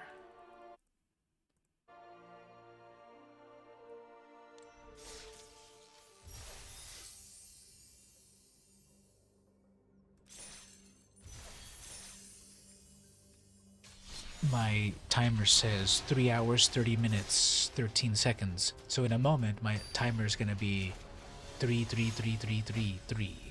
3 hours, 33 minutes, 33 seconds. Uh-oh, we got a mono blue versus mono blue, but I go first. They have a planeswalker as well.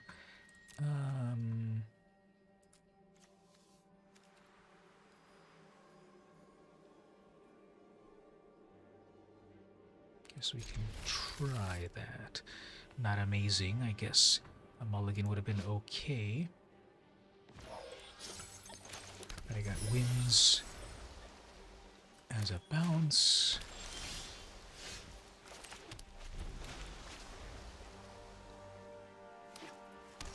Passing with 2 blue. I'm gonna get counterspelled. Oh, okay. We can figure a way out of this. Let's So think no this through. counterspell. Mishra's Bauble, nice. Gonna make I'd like to stay out of this, creature. but I'll fight if I must. Gonna make The nothing. sky Okay. is my domain. What do I want to do here? I should probably have a creature on hand. They're holding on to their Mishra for some massive technology there. Deception is key. Guess we'll bounce back move.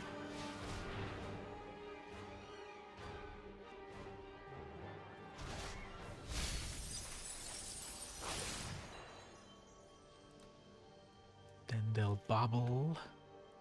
Nope, I guess they need the bobble for some artifact or something. Or some affinity or something.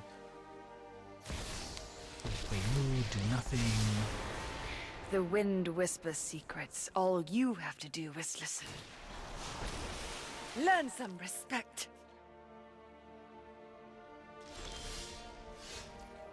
Did not want that. Okay.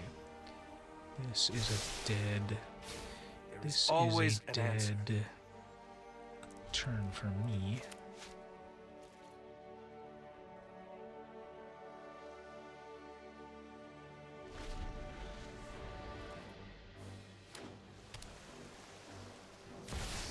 To fairy mana, but I've got exile.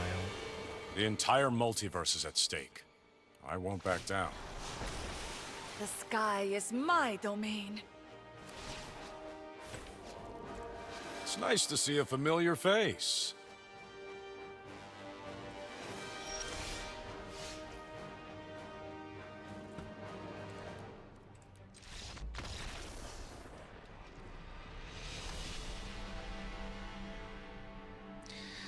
Missing land drops 2 turns in a row just held me back way too much. And way too much advantage. 2 planeswalkers, a body on the field, all the land drop every turn, full hands, full cards in hand. So I was way too far behind. Let's go with Abomination of Llanowar.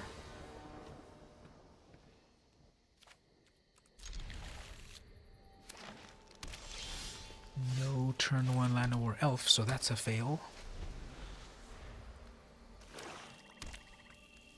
No turn 2 Elf, that's a fail.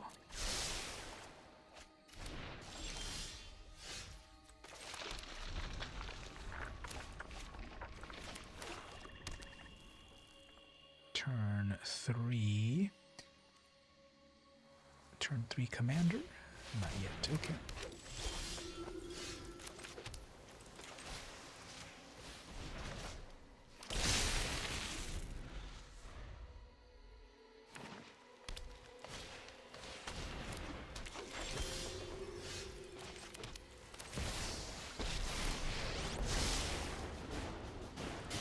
Are they your memories or mine?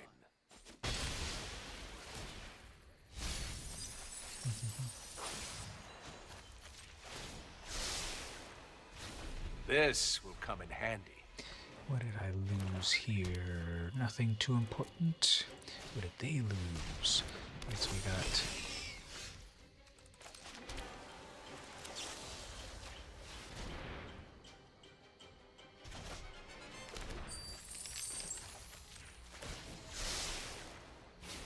Let's try That's this. 6 mana for my Kraken, but they've got black mana, so they'll probably remove it.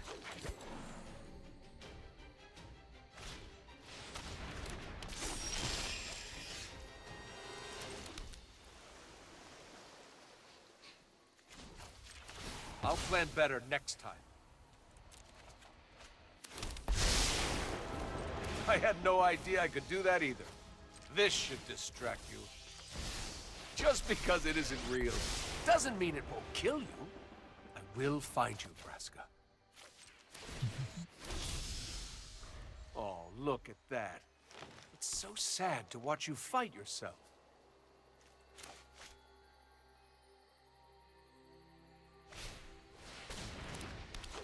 So they're playing some kind of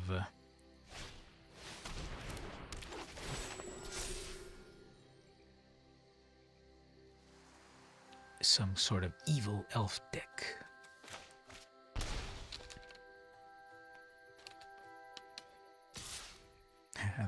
They're avoiding my Jace's.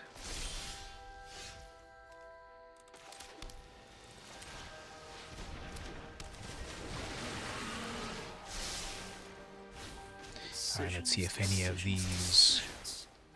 It's a matter of See give if and any take. of these get through. I don't think any are gonna get through. Let's try this.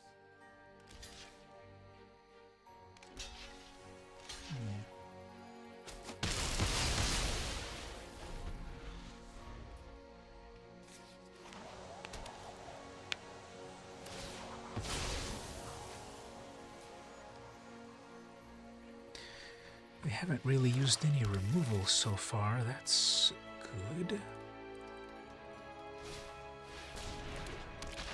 5/5 Death Touch. Chromatic Lantern.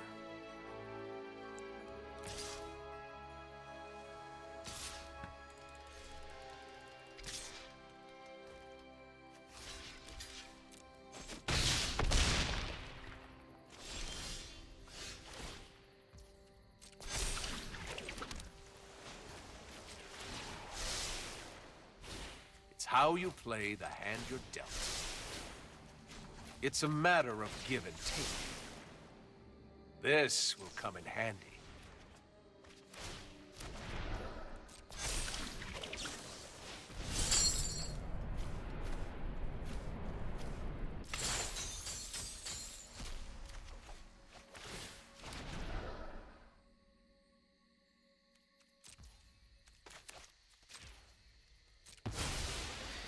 Alright, as long as I've got a couple of blockers, I'll be okay.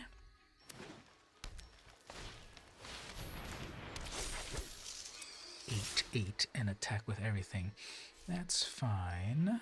Yeah, go ahead and attack the Planeswalker. That's perfectly fine. Alright, so definitely block that. Who cares about Jace?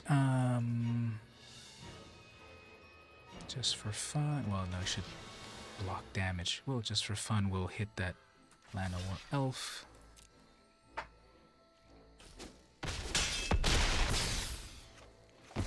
Fortunately, I won't have to remember 7, this. 8, 9, 5, 6, 7. Make a blocker. Make a blocker.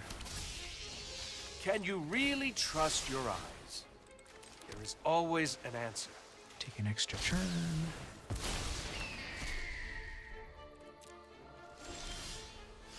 Got a nice.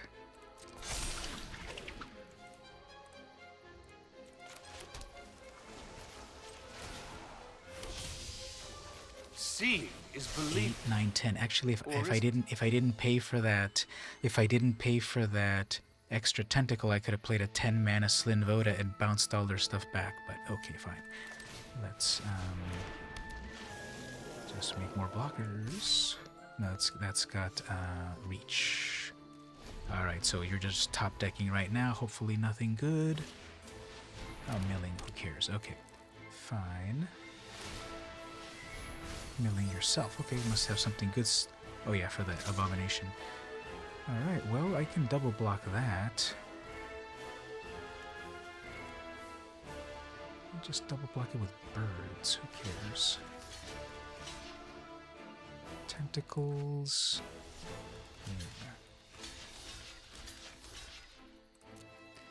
Alright, so 6, 9, 10, 11. I could afford it, but I'm not gonna play it. And instead I'm gonna play a kicked Slin Voda, which will be devastating. If the opponent doesn't quit here, I commend them. So watch this, everyone. It's how you play Slin the hand Voda, you're the dealt. Rising Deep, kicked. Return all non-seafood back to their hand.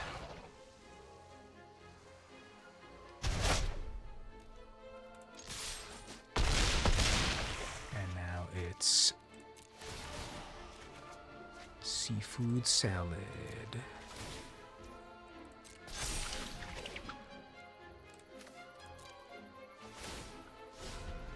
And they have to rebuild.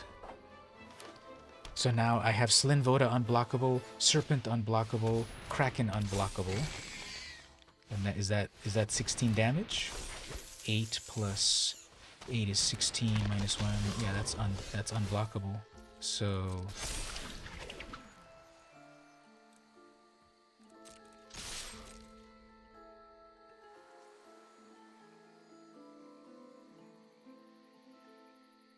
Serpent. Serpent is what got you down.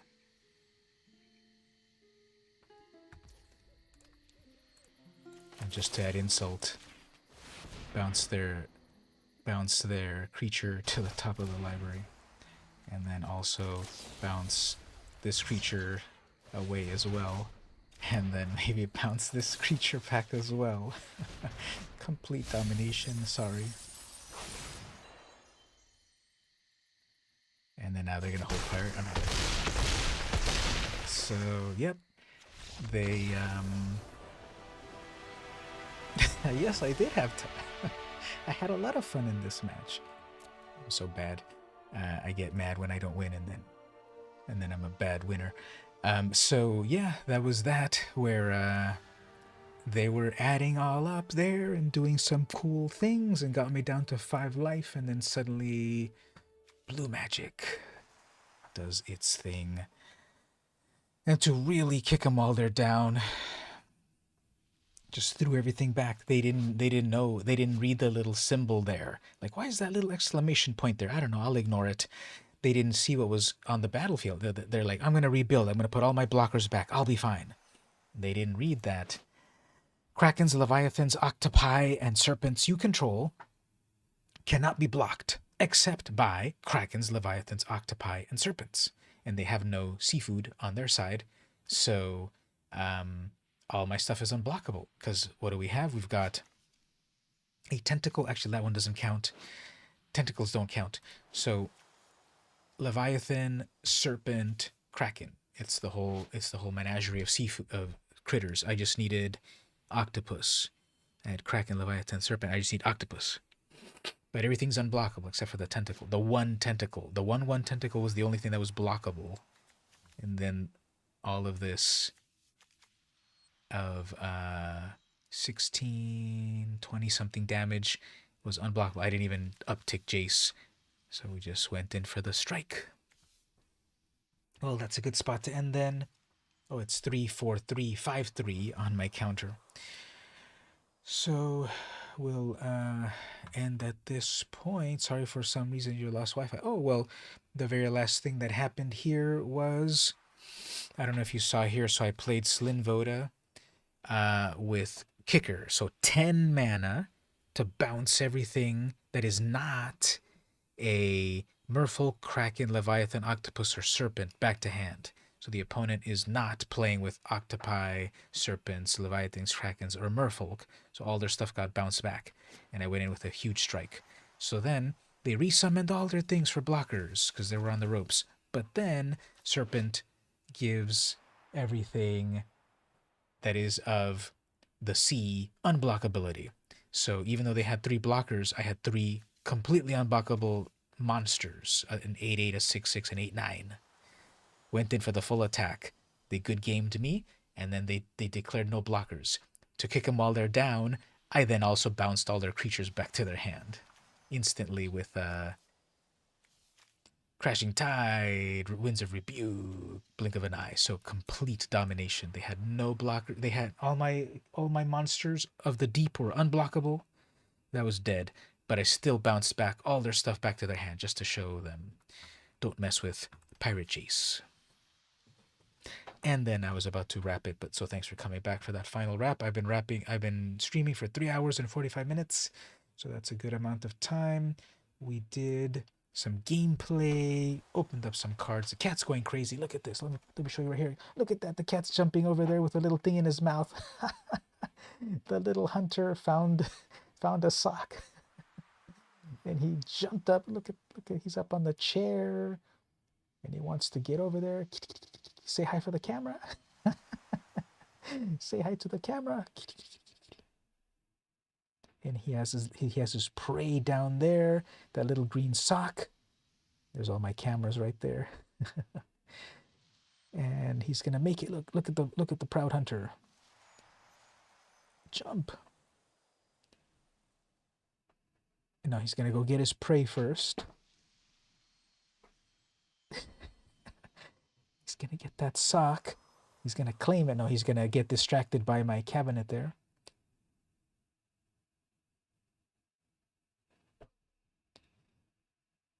He's gonna get the sock. I love it when cats pick up things with their mouth. There we go. He picked it up. Look, he got it with his mouth, and he has to go. So funny.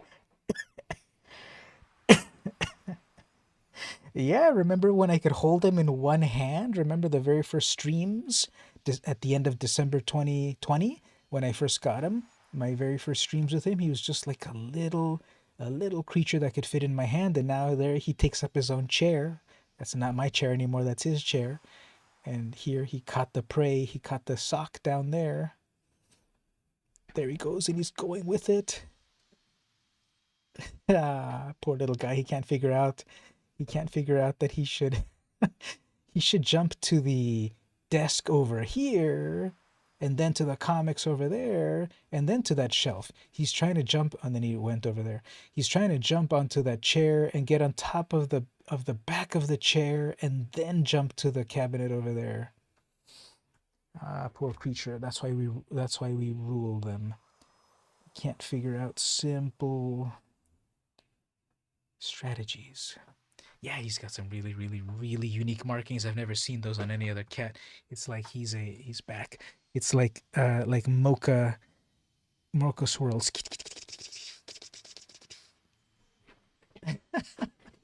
What is he doing?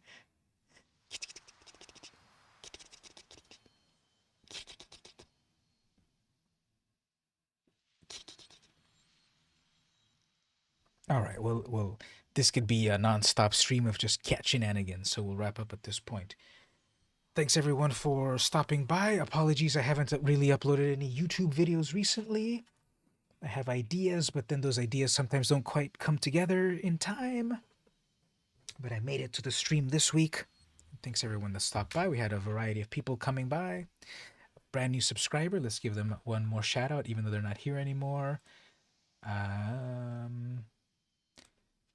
Shout out over here.